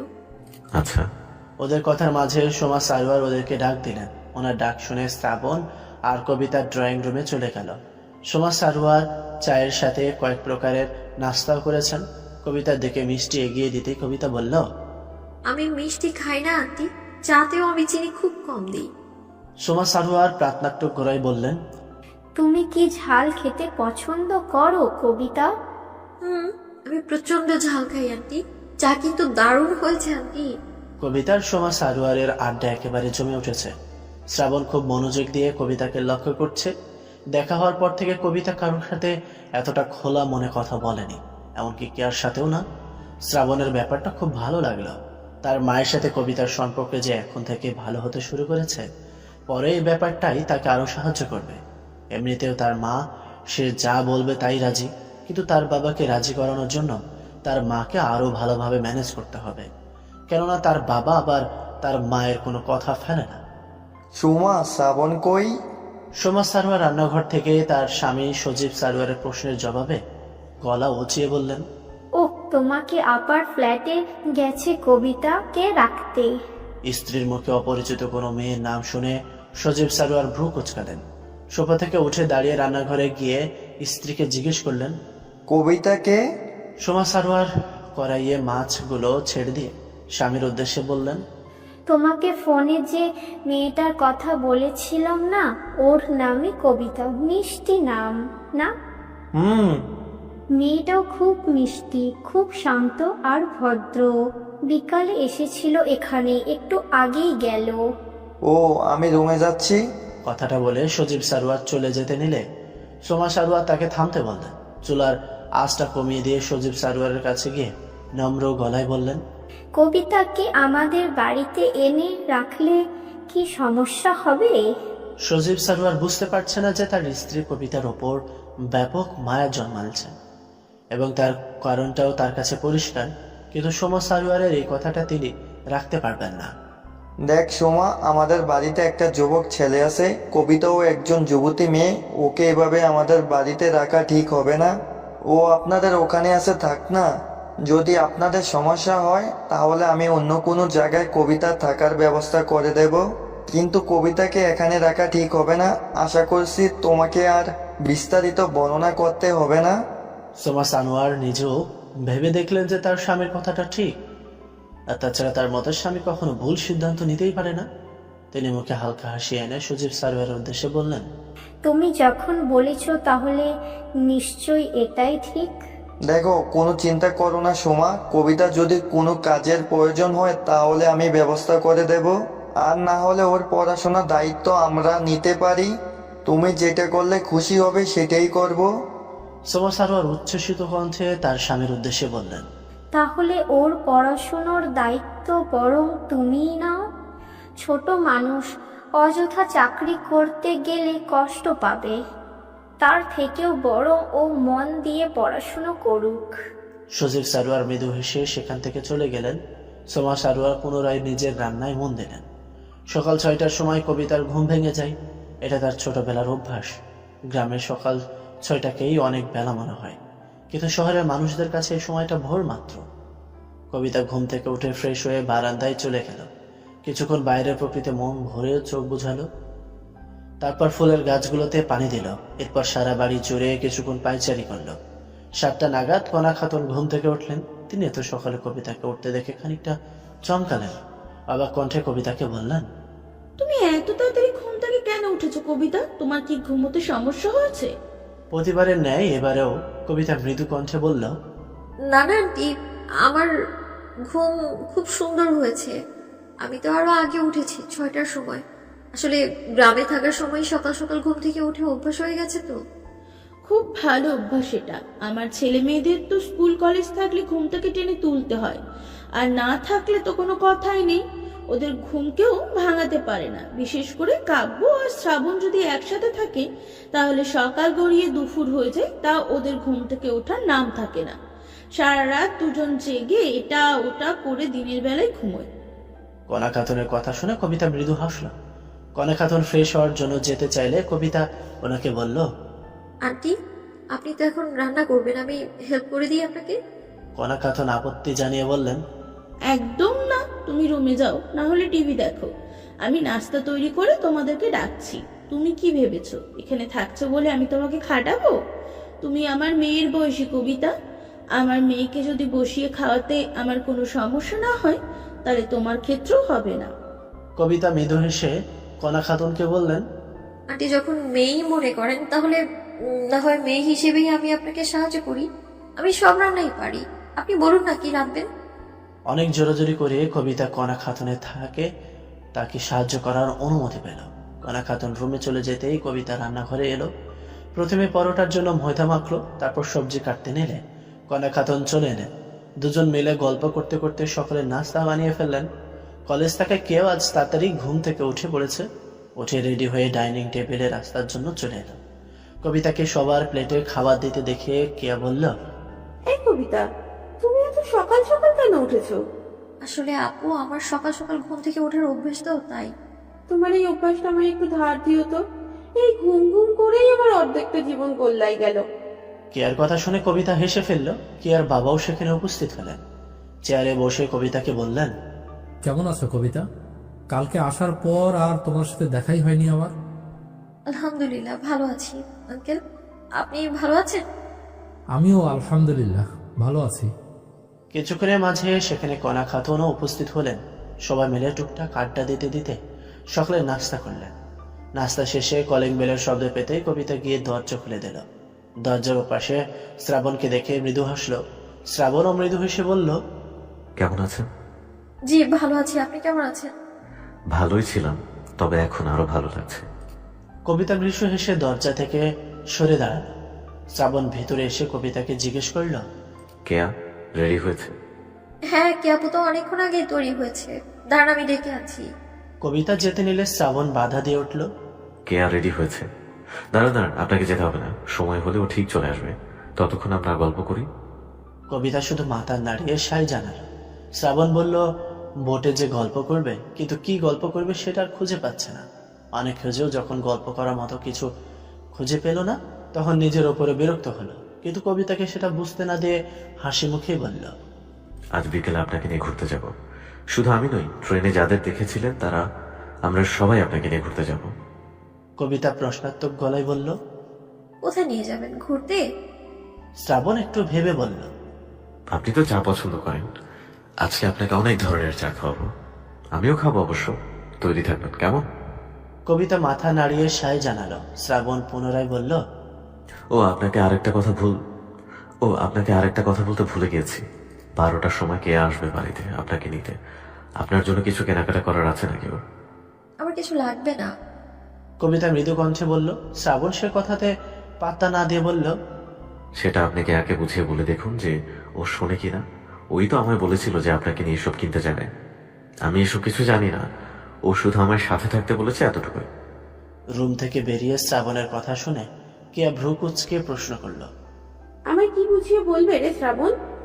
শ্রাবণ কেয়ার দিকে তাকিয়ে বলল, আরে তুই কালকে আমাকে বললি না যে কবিতার জন্য কিসব কিনবি? আজ 12টার সময় ওকে নিতে আসবি, ওই সবই বলছিলাম। কিন্তু কবিতা বলছেন যে ওনার কিছুই লাগবে না, তাই বললাম তোর সাথে বুঝে নিতে। শ্রাবণের কথা কেয়া কিছুই বুঝতে পারল না, কেননা সে তো শ্রাবণকে এমন কিছু বলেনি। কেয়া সেসব কথা বলতে যাবে তার আগে শ্রাবণ ওকে ইশারায় চুপ থাকতে বলে ওর কথায় সম্মতি জানাতে বলল। কেয়া পুরো বিষয়টা না বুঝলো কবিতার উদ্দেশ্যে বলল, আমি এসব একদম শুনতে চাই না কবিতা। তুমি রেডি হয়ে থাকবে, আমি এসে তোমায় নিয়ে যাব। এই নিয়ে যেন আমি আর তোমাকে কোনো কথা বলতে না দেখি, বুঝেছো? কবিতা দুদিকে মাথা নাড়িয়ে সায় জানালো। কেয়া এবার শ্রাবণের দিকে তাকিয়ে দেখলেন শ্রাবণ কবিতার দিকে তাকিয়ে আছে। তা দেখে কেয়া শ্রাবণের উদ্দেশ্যে বলল, এই শ্রাবণ, আশেপাশে তাকানো বাদ দিয়ে চল, এখন দেরি হয়ে যাচ্ছে তো আমাদের। শ্রাবণ বিরক্তকর দৃষ্টিতে কেয়ার দিকে তাকিয়ে বলল, তুই যে এতক্ষণ আয়নার সামনে দাঁড়িয়ে ঢং করে সাজছিলি, তখন দেরি হচ্ছিল না? যেই দেখলি আমি একটা কাজ করছি অমনি তোর দেরি হচ্ছে না? শোন, আমি মোটেও সাজছিলাম না, ফোনে একজনের সাথে কথা বলছিলাম। বাই দ্য ওয়ে, তুই কি কাজ করছিলি? আমি কি কাজ করছিলাম সেটা দেখেই তো তুই তাড়া দেয়া শুরু করেছিস। কি ভেবেছিস আমি কিছু বুঝি না? তুই যেটা করছিলি ওটাকে না কাজ বলে না, কুকাজ বলে। ওদের ঝগড়া দেখে কবিতা বলে উঠল, আপনারা দুজন যদি এভাবে ঝগড়া করতে থাকেন তাহলে সত্যিই কিন্তু আপনাদের দেরি হয়ে যাবে। তার থেকে বরং যেতে যেতে ঝগড়া করুন। কবিতার কথা শুনে শ্রাবণ উচ্ছ্বসিত কণ্ঠে বলল, একদম ঠিক কথা বলেছেন কবিতা, শেষে ওর চক্করে পড়ে আমারও দেরি হয়ে যাবে। এই তুই চল তো, তোকে যেতে যেতে দেখে নিচ্ছি। আর যদি তোকে বাইক থেকে আমি ফেলে না দিয়েছি তাহলে আমার নামও শ্রাবণ নয়। দুজনে ঝগড়া করতে করতে বেরিয়ে পড়ল। কবিতা তা দেখে মৃদু হাসল। কবিতারও খুব ইচ্ছে করত তার ভাইদের সাথে এভাবে খুনসুটি করতে, কিন্তু সেটা কখনোই সম্ভব হয়ে ওঠেনি। তার ভাইদের কাছে তার অস্তিত্ব ছিল না। তাদের সম্পর্কটা খুব অদ্ভুত ছিল। মানুষ হয়তো দিনে একবার প্রতিবেশীরও খোঁজ নেয়, কিন্তু এত বছরও কবিতার মনে পড়ে না যে কখনো তার ভাইরা তাকে আগ বাড়িয়ে বলেছে কিনা সে কেমন আছে। সুস্থ থাকলে তো খোঁজ নেওয়া দূরের কথা, সে অসুস্থ হলেও তার ভাইরা কখনো জানতে আসেনি যে তার অসুখ কমেছে কিনা। হ্যাঁ, তারা হয়তো কবিতার নিজের ভাই না, মামাতো ভাই, কিন্তু তাও নামের শেষে ভাই শব্দটাতে ছিল। তাদের এত অবহেলার কারণে বোধহয় কবিতার তাদের প্রতি কখনো সেই রকম ভালোবাসার জন্ম নেয়নি। কনা খাতুন আর আলী আহমদ কলেজে বেরিয়ে যাওয়ার আগে কবিতাকে শ্রাবণদের বাসায় সোমা সানোয়ারের কাছে রেখে যান। উনি তো কবিতাকে পেয়ে মহা খুশি। কবিতাকে দেখে সবকিছু রেখে কবিতার সাথে গল্প করতে বসে পড়েছেন। মনে হচ্ছে বহুদিন পর প্রাণ খুলে কথা বলার মতো কাউকে পেয়েছেন তিনি কবিতার সাথে এমনভাবে মিশে গেছেন যেন মনে হচ্ছে কবিতা তার কতদিনের পরিচিত। কবিতা খুব সহজে তার সাথে মিশতে পড়েছে। 11:30টার সময় কেয়া শ্রাবণদের ফ্ল্যাটে এসে কবিতাকে তার ফ্ল্যাটে নিয়ে যায় রেডি করানোর জন্য। কেয়া কবিতাকে নিজের একটা কালো রঙের 3 পিস দেয়। কবিতা ওয়াশরুম থেকে জামা পরে বেরিয়ে এলে কেয়া জোর করে ওকে ড্রেসিং টেবিলের সামনে বসায়। জামার সাথে ম্যাচিং করে একটা কানের দুল, চোখে কাজল আর ঠোঁটে হালকা লিপস্টিক লাগিয়ে দেয়। চুলগুলো হালকা করে বেনি করে দিয়েছে। জর্জেটের ওড়না হয় ভালোভাবে পিন লাগিয়ে দেয়। সবশেষে একবার ভালোভাবে কবিতাকে দেখে নিয়ে দুজন বেরিয়ে পড়ল। নিচে নেমে কেয়া কবিতাকে বলল, আমাদের না একটু হাঁটতে হবে কবিতা, সামনে শ্রাবণ অপেক্ষা করছে। কবিতা মাথা নাড়িয়ে কেয়ার সাথে হাঁটতে লাগলো। একটু হাঁটার পরে ওরা সামনে বাইকের সাথে হেলান দিয়ে শ্রাবণকে দাঁড়িয়ে থাকতে দেখলো। শ্রাবণের সাথে আরেকটা ছেলেও দাঁড়িয়ে আছে। কবিতা ছেলেটাকে চেনে, ট্রেনে শ্রাবণদের সাথেই ছিল। খুব ভালো না হলে ছেলেটার নাম সোহেল। কবিতারা যখন প্রায় শ্রাবণদের কাছে চলে এসেছে তখন শ্রাবণের নজর ওদের ওপর পড়ল। শ্রাবণ এক ঝলক কবিতাকে দেখে নিজের দৃষ্টি সরিয়ে নিল কবিতার ওপর থেকে। ওদেরকে দেখে সোহেল কবিতা কেমন আছে সেটা জিজ্ঞেস করলো। কবিতা হাসি মুখে জবাব দিয়ে সোহেল কেমন আছে সেটা জানতে চাইল।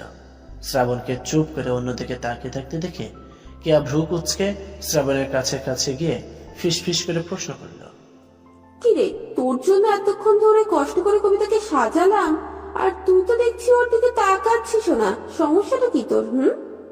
শ্রাবণ কেয়ার কানে ফিস ফিস করে বলল, আমার কি সমস্যা সেটা সোহেলকে জিজ্ঞেস কর, তাহলেই বুঝতে পারবি, গাধা কোথাকার। শ্রাবণের কথা শুনে কেয়া এবার সোহেলকে জিজ্ঞেস করলো, এই শোন, শ্রাবণ কবিতার দিকে তাকাচ্ছে না কেন রে? ও বললো তুই নাকি জানিস, আমাকে আবার গাধাও বললো। শেষের কথাটা কেয়া একটু দুঃখী দুঃখী মুখ করে বলল। সোহেল কেয়ার কথা শুনে হালকা হেসে বলল, তুই আসলেই গাধা। তোকে যেদিন বেশি সুন্দর লাগে সেদিন আমি তোর দিকে হাঁ করে তাকিয়ে থাকি। এখন যদি শ্রাবণ ও সেভাবে তাকিয়ে থাকে তাহলে তো কবিতা সন্দেহ করবে, তাই না? কেয়া বিরক্তিকর কণ্ঠে বলল, তোদের ছেলেদের এই এক সমস্যা, মেয়ে দেখলেই হা করে তাকিয়ে থাকিস। সোহেল ভ্রু কুঁচকে কেয়াকে বলল, এই একটু আগে শ্রাবণ কেন কবিতার দিকে তাকাচ্ছে না এটা তোর সমস্যা ছিল? আবার আমি যখন তোর দিকে বেশি সময় তাকিয়ে থাকি সেটাও তোর সমস্যা হয়। আমরা তাকিয়ে থাকলেও দোষ, না থাকলেও দোষ। আমরা যেদিকে যাব সেদিকেই তোদের সমস্যা। তোরা সেজে গুজে বের হবি তাতে সমস্যা নেই, আর আমরা তাকিয়ে দেখলেই দোষ না? তোরা সেজে গুজে বের হবি তাতে সমস্যা নেই, আর আমরা তাকিয়ে দেখলেই দোষ না? হয়েছে হয়েছে, আর জ্ঞান দিতে হবে না। আমি কি আর এমনি এমনি সাজি নাকি? তুই আমাকে ফোন করে বলিস না যে আজকে এই রঙের জামা পরে আসবি, কাল এই রঙের শাড়ি পরে আসবি, চুলগুলো খোলা রাখবি, চোখে কাজল দিবি, আরো কত কিছু। সোহেল ক্ষমা চাওয়ার ভঙ্গিতে কেয়াকে বলল, বুঝতে পেরেছি, সব দোষ আমার। হয়েছে, এবার শান্তি? হয়েছে। শ্রাবণ আর চোখে কয়েকবার কবিতাকে দেখেছে, কিন্তু সরাসরি তাকাচ্ছে না। আজকাল সে কবিতার সামনে নিজেকে সামলাতে ব্যর্থ হচ্ছে। ভুলভাল অনেক কথাও বলে ফেলেছে। এখন যদি আবার হা করে তাকিয়ে থাকে তাহলে সমস্যা। কেয়া কবিতাকে বলল, কবিতা, আমরা এখন শপিং মলে যাব বাইকে করে, তো এক বাইকে তো আর এতজন যাওয়া যাবে না, তাই আমি সোহেলের সাথে চলে যাচ্ছি আর শ্রাবণ তোমাকে নিয়ে আসবে, কেমন? তোমরা শপিং মলে গিয়ে আমাদের সাথে দেখা করো, বাই।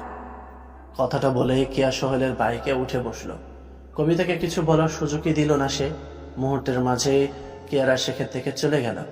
এদিকে কবিতার একা শ্রাবণের সাথে যেতে একটু অস্বস্তি লাগছে, তারপরও আবার বাইকে যেতে হবে। শ্রাবণ বাইকে উঠে নিজে হেলমেট পরে কবিতার দিকে একটা হেলমেট এগিয়ে দিয়ে সেটা পরে নিতে বলল। কবিতা হেলমেটটা হাতে নিয়ে একটু নাড়িয়ে চাড়িয়ে দেখে অসহায় কণ্ঠে শ্রাবণকে বলল, হেলমেট কি করে পরতে হয় আমি তো জানি না। আসলে এর আগে আমি বাইকে তেমন উঠিনি, দু একবার উঠেছিলাম, কিন্তু তখন হেলমেট পরার দরকার হয়নি। শ্রাবণ কবিতাকে ওর দিকে একটু এগিয়ে যেতে বলল। কবিতা শ্রাবণের দিকে একটু এগিয়ে যেতে শ্রাবণ ওর হাত থেকে হেলমেটটা নিয়ে নিজে খুব যত্ন করে পরিয়ে দিল। হেলমেট পরানো শেষে শ্রাবণ কবিতাকে বাইকে উঠতে বলল। কবিতা বাইকে উঠে ওর আর শ্রাবণের মাঝে একটু ফাঁক রেখে বসলো। ওঠার সময় শ্রাবণের কাঁধে হাত দিয়ে উঠলেও এখন আর ওর কাঁধে হাত দিয়ে নেই। শ্রাবণ একবার লুকিং গ্লাসে কবিতাকে দেখলো। মেয়েটা পিছন থেকে এতটাই চেপে বসেছে যে বাইক স্টার্ট দিলে যে কোনো সময় পড়ে যেতে পারে। শ্রাবণ শান্ত কণ্ঠে কবিতাকে বলল, কবিতা সামনের দিকে এগিয়ে এসে সুমন, কবিতা সামনের দিকে এগিয়ে এসে বসুন, না হলে পড়ে যাবেন। শ্রাবণের কথা শুনে কবিতা একটু এগিয়ে এলেও শ্রাবণের কাঁধে হাত রাখলো না। দুজনের মাঝখানে এখনো যথেষ্ট ফাঁক আছে। শ্রাবণ আবারও কবিতাকে বলল, আমার শরীরের সাথে টাচ করলে আপনার ইলেকট্রিক শক লাগবে না কবিতা? আপনি কি চাইছেন যে আপনি আমার বাইক থেকে পড়ে গিয়ে হাত ভাঙবেন, তারপর পুলিশ এসে আমাকে ধরে নিয়ে যাক? কবিতা মৃদু কণ্ঠে জবাব দিয়ে বলল, আমি এমনটা কখন বললাম? তাহলে আরেকটু এগিয়ে এসে বসুন। একেই তো বললেন আপনার বাইকে ওঠার অভ্যাস নাই, তার উপর আবার এমন ভাবে বসছেন যে একটু জোরে ব্রেক করলেই আপনি চিৎপটাং হয়ে পড়ে যাবেন। মানে আপনি বাড়ি থেকে ঠিক করেই বেরিয়েছেন যে আজ আমাকে কেস খাওয়াবেন। সত্যি করে বলুন তো আপনাকে এই কথাগুলো কে আর শিখিয়ে দেয়নি তো? শ্রাবণের কথা শুনে কবিতা অবাক কণ্ঠে বলল, না, কেউ তো কেন আমাকে এসব বলতে যাবে? আমি বসছি ভালো করে। কথাটা বলে কবিতা আরেকটু এগিয়ে এলো। এবার ওর বসা ঠিকঠাক আছে, কিন্তু শ্রাবণের এখন ওর বসা পছন্দ হয়নি। কি সুন্দর শ্রাবণকে ধরে বসবে তা না, শ্রাবণ শেষে বাধ্য হয়ে নিচ থেকে কবিতাকে বলল, আপনার হাতটা দিন তো। শ্রাবণের কথা শুনে কবিতা শ্রাবণের কাঁধের ওপর দিয়ে নিজের হাতটা দিলে শ্রাবণ সেটা নিজের কাঁধের ওপর রেখে কবিতাকে আদেশের সুরে বলল, কাঁধ থেকে যেন হাতটা সরাতে না দেখি। আমি অনেক জোরে বাইক চালাই, ধরে না বসলে একটা অঘটন ঘটে যেতে পারে, তাই চুপচাপ বসে থাকুন। কথাটা বলে শ্রাবণ বাইক স্টার্ট দিল। কবিতা আর কিছু বলল না, কেননা তার নিজেরও মনে হচ্ছিল যে শ্রাবণকে ধরে না বসলে সে পড়ে যাবে। কিন্তু শ্রাবণ কি ভাববে সেটা ভেবে এতক্ষণ ওর কাঁধে হাত রাখেনি। এখন যখন শ্রাবণ নিচ থেকে হাতটা রাখতে বলেছে তাহলে আর কোনো সমস্যা নেই। শপিং মল থেকে ফিরে কেয়া আর কবিতাকে উপরে যেতে বলে নিজে বাইক পার করতে চলে যায় শ্রাবণ। কেয়াদের ফ্ল্যাটে এসে চাবি দিয়ে দরজা খুলতে নিলে পাশের ফ্ল্যাটের একজন মহিলা কেয়াকে কবিতাকে দেখিয়ে বললেন, এই মেয়েটা তোমাদের কে হয় কেয়া? ভদ্র মহিলাকে দেখে কেয়া বুঝেছিল যে এখন কবিতাকে নিয়ে নানান রকম প্রশ্ন করবে, সেজন্যই দরজাটা তাড়াতাড়ি খোলার চেষ্টা করছিল, কিন্তু তাড়াহুড়োতে কাজ আরো এগোয়নি। এখন এই মহিলা তাকে প্রশ্ন করতে করতে একেবারে নাজেহাল করে ছাড়বে। কবিতার 14 গোষ্ঠীর খোঁজ না নিয়ে ছাড়বেন না, কিন্তু যেহেতু প্রশ্ন করে ফেলেছেন তাই ভদ্রতার খাতিরে হলেও উত্তর দিতেই হবে। কেয়া মুখের সৌজন্যমূলক একটা হাসি এনে বলল, ওর নাম কবিতা আন্টি, আমার দুঃসম্পর্কের আত্মীয় হয়। কেয়ার কথা যেন ভদ্র মহিলার ঠিক বিশ্বাস হলো না। তিনি সন্দেহী গলায় কেয়াকে বললেন, কই, আগে তো কখনো এই মেয়েটাকে তোমাদের বাড়িতে দেখিনি। আমি তো দেখেছি কাল যখন তুমি আর শ্রাবণ বাড়ি ফিরছিলে তখন এই মেয়েটা তোমাদের সাথেই ছিল। আজ সকালেও দেখলাম শ্রাবণীর বাইকে চড়ে কোথায় যেন যাচ্ছিল। তাও কি শুধুই আত্মীয় না অন্য কিছু? কেয়া পুনরায় হালকা হেসে বলল, আর কি বলবে বলুন তো আন্টি, আপনি তো ভাবছেন কবিতা আমার ছোটবেলায় মেলায় হারিয়ে যাওয়া ছোট বোন, যাকে আমি আর শ্রাবণ সেদিন ফেরার সময় খুঁজে পেয়েছি। না, তা কেন ভাববো? আমি ভেবেছিলাম ওর সাথে হয়তো শ্রাবণের কোনো সম্পর্ক আছে। সিঁড়িতে দাঁড়িয়ে অনেকক্ষণ থেকেই সজীব সারোয়ার ভদ্র মহিলার কথা শুনছিলেন। উনি যে আসলে কি বলতে চাইছেন সেটা সজীব সারোয়ার খুব ভালোভাবেই বুঝতে পারছেন।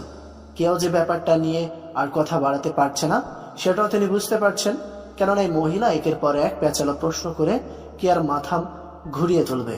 এদিকে কবিতার এখন ওনার কথা শুনে প্রচন্ড অস্বস্তি হচ্ছে। উনি যে শ্রাবণের সাথে কবিতার কোনো সম্পর্কের কথা বলছেন সেটা কবিতা বুঝতে পেরেছে। সজীব সারোয়ার দুধাপ উপরে উঠে এসে ভদ্র মহিলার উদ্দেশ্যে বললেন, ঠিকই ধরেছেন ভাবি, ওর সাথে শ্রাবণেরও সম্পর্ক আছে, ঠিক যেমন আমাদের বাকিদের সম্পর্ক আছে কবিতার সাথে। কবিতা আমার এক বন্ধুর মেয়ে, পড়াশোনা করার জন্য এখানে এসেছে। ওকে আমাদের ফ্ল্যাটেই রাখতাম, কিন্তু ওখানে ও একা থাকতো, আর এখানে কে আছে তাই কবিতাকে আপনাদের এখানেই রেখেছি। ভদ্র মহিলা সজীব সারোয়ারের কথা শুনে মৃদু হেসে বললেন, ও এই ব্যাপার, আমি অন্য কিছুই ভেবেছিলাম। তা ভাই, ছেলের বিয়ে দিচ্ছেন কবে? ভদ্র মহিলার কথা শুনে সজীব সারোয়ার হালকা হেসে বললেন, আল্লাহ যখন চাইবে তখনই হবে ভাবি। আর এত ভাবছেন কেন এটা নিয়ে? বিয়ে ঠিক হলে তো আপনাদের সবাইকে অবশ্যই জানাবো। তা তো জানাবেনি। ও, আপনাদের তো বলাই হয়নি আমার মেয়ের বিয়ে ঠিক হয়ে গেছে ভাই। সামনের মাসের তারিখ রেখেছে। আমরা যাবো আপনাদের বাসায় নিমন্ত্রণ করতে। আসলে হুট করে এসব ঠিক হয়ে গেল তো। ছেলে ইংল্যান্ডে থাকে, বিয়ের পর আমার মেয়েকেও নিয়ে যাবে। ওখানে নাকি খুব বড় একটা চাকরি করে। দেশে ছেলের বাবা অনেক বড় ব্যবসায় আছে, ঢাকায় থাকে। ছেলেদের বাড়ি গাড়ি সব আছে। আমার মেয়েকে দেখে এত পছন্দ হয়েছে যে কি আর বলবো। ওরা তো বলছিল যে এই মাসে বিয়েটা সেরেই ফেলবে। কিন্তু বলুন তো ভাই, আমার একটা মাত্র মেয়ে বলে কথা, এত তাড়াহুড়ো করে কি বিয়ে দেওয়া যায়? ওর বিয়ে নিয়ে আমাদের কত স্বপ্ন আছে। ভদ্র মহিলার কথা শুনে কে এবার ওনাকে হালকা ঠেস মেরে বললেন, তা আন্টি, আপনার মেয়ে বিয়েতে কিভাবে রাজি হলো বলুন তো? আসলে এক সপ্তাহ আগেও তো শ্রাবণের পিছনে ঘুরছিল। আবার কালকে বিকেলে দেখলাম ছাদে 4 তলায় মিজানের সাথেও হেসে হেসে গল্প করছিল। তাই বলছিলাম আর কি, যে সত্যি সত্যি রাজি হয়েছে তো নাকি আবার জোর করে বিয়ে ঠিক করেছেন।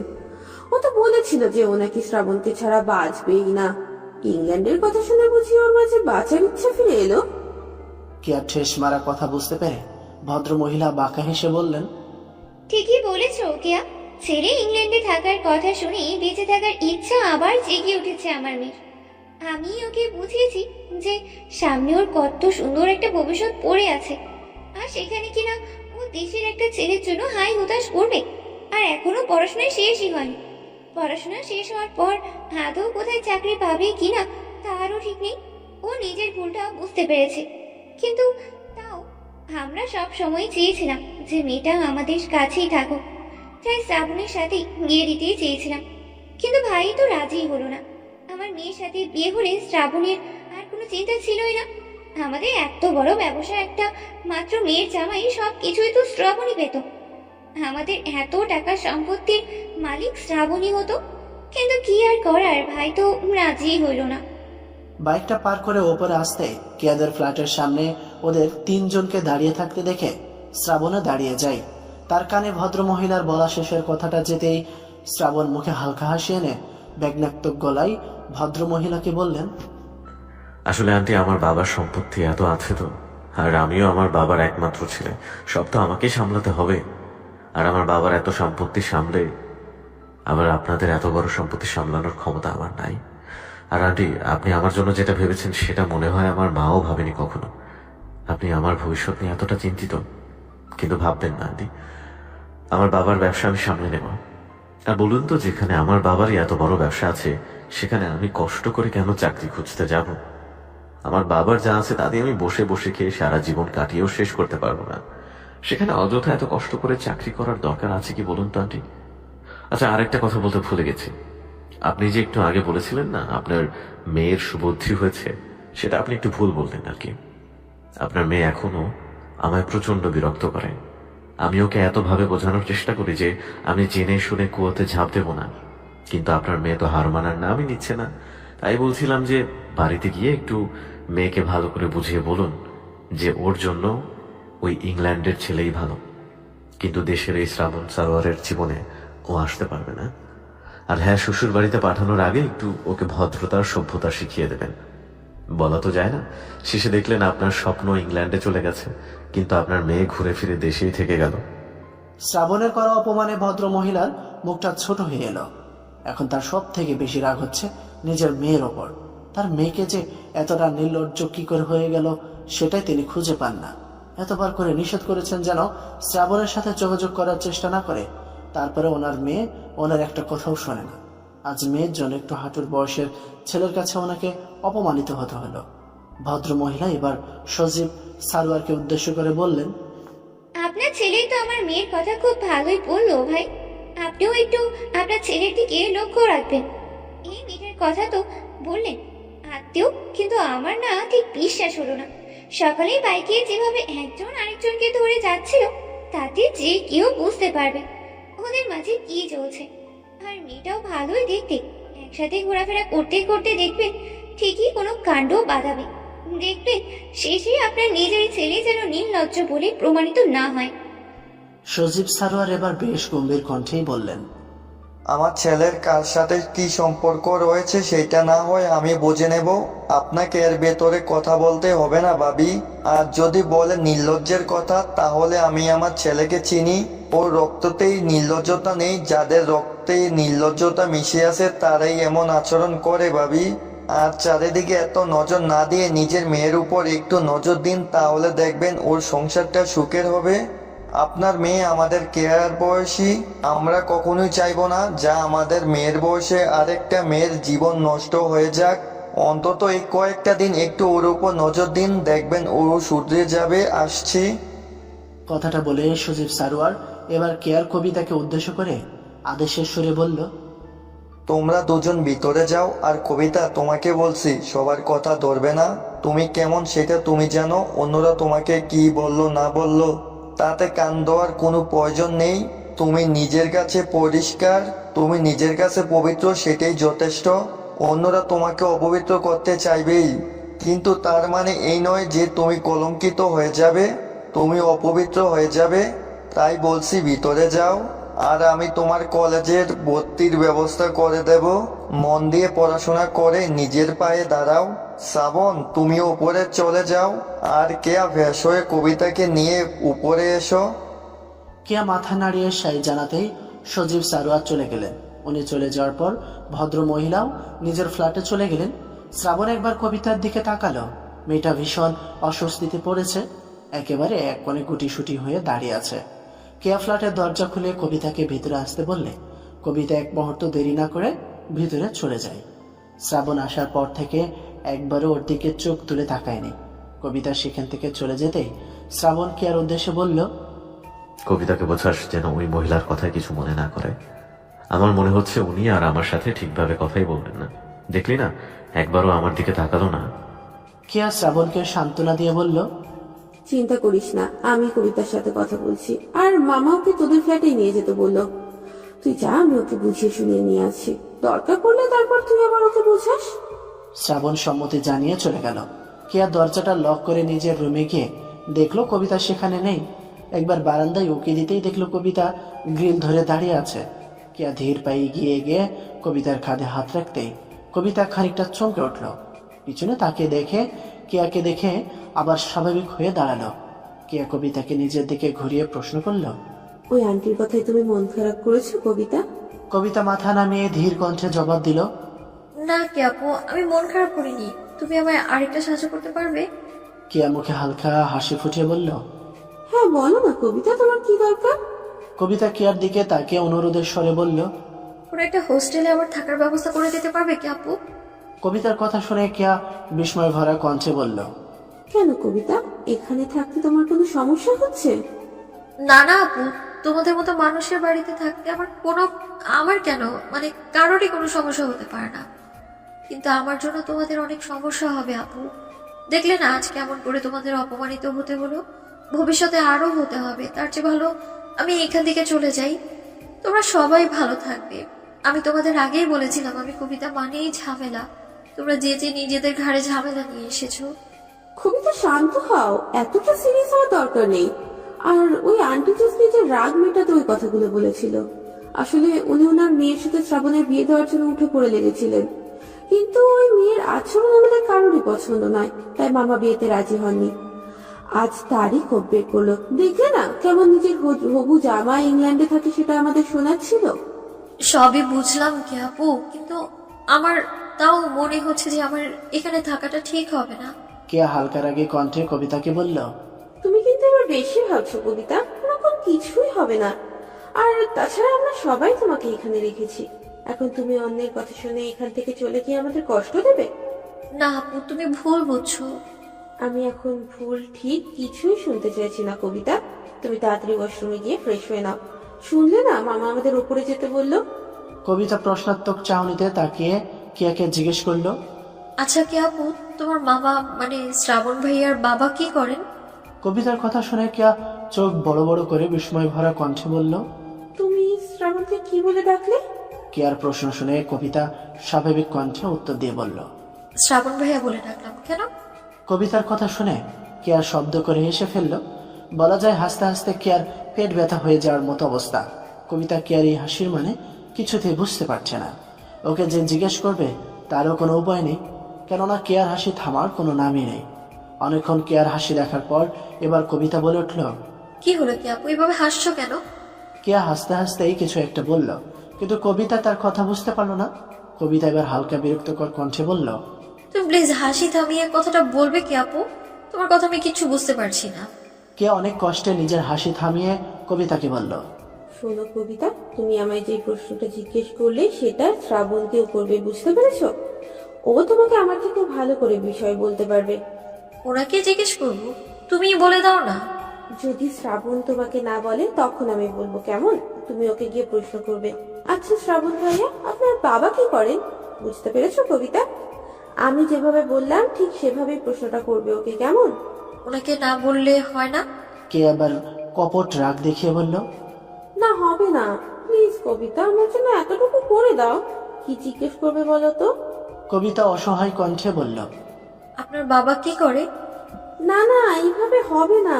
শ্রাবণ তো তোমার থেকে বয়সে বড়, তাই না? তাই ওকে জিজ্ঞেস করার সময় শ্রাবণকে শ্রাবণ ভাই বলে রাখবে, না হলে কেমন যেন দেখায় না।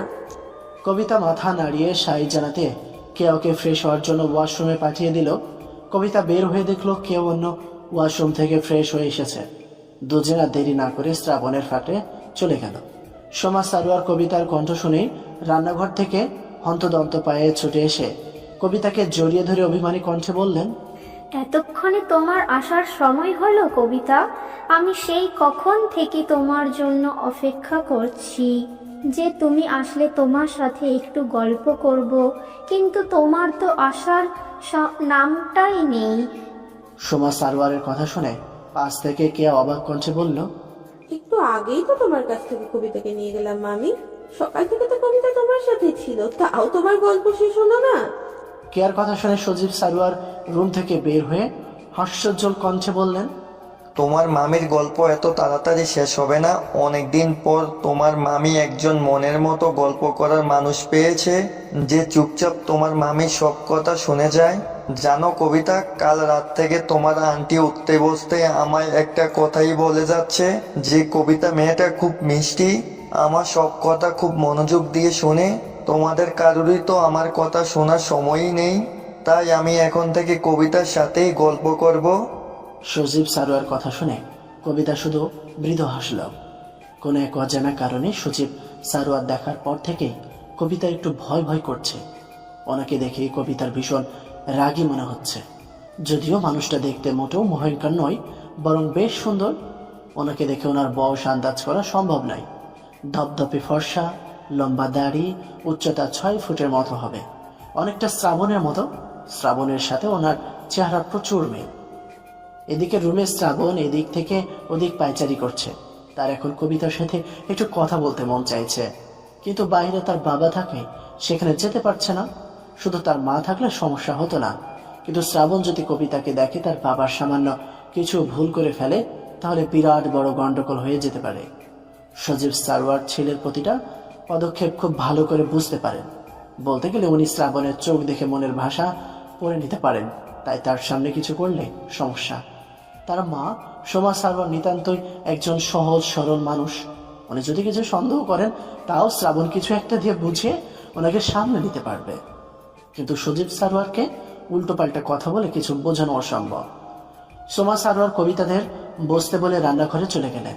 সজীব সারোয়ারও কবিতাদের সাথে সোফায় বসলেন। কবিতাকে কিছুক্ষণ পর্যবেক্ষণ করে শান্ত কণ্ঠে প্রশ্ন করলেন, তুমি কি আমায় দেখে ভয় পাচ্ছ কবিতা? কবিতা নিচের দিকে তাকিয়ে বলল, না আঙ্কেল, ভয় পাচ্ছি না। আসলে আপনার সাথে আজকে প্রথম দেখা হলো তো, তাই একটু জড়তা কাজ করছে আর কি। কবিতার কথা শুনে সজীব সারোয়ার হালকা হেসে পুনরায় বললেন, আমাকে দেখে ভয় পাওয়ার দরকার নেই। ও বলেই গেছি তোমাকে তখন আমি আমার বন্ধুর মেয়ে বলে পরিচয় দিয়েছি বলে তুমি কি কিছু মনে করেছো? এই কথাটা কবিতা ভুলেই গিয়েছিল। তখন সজীব সারোয়ার কেন তার পরিচয় এভাবে দিল, সেই প্রশ্নটা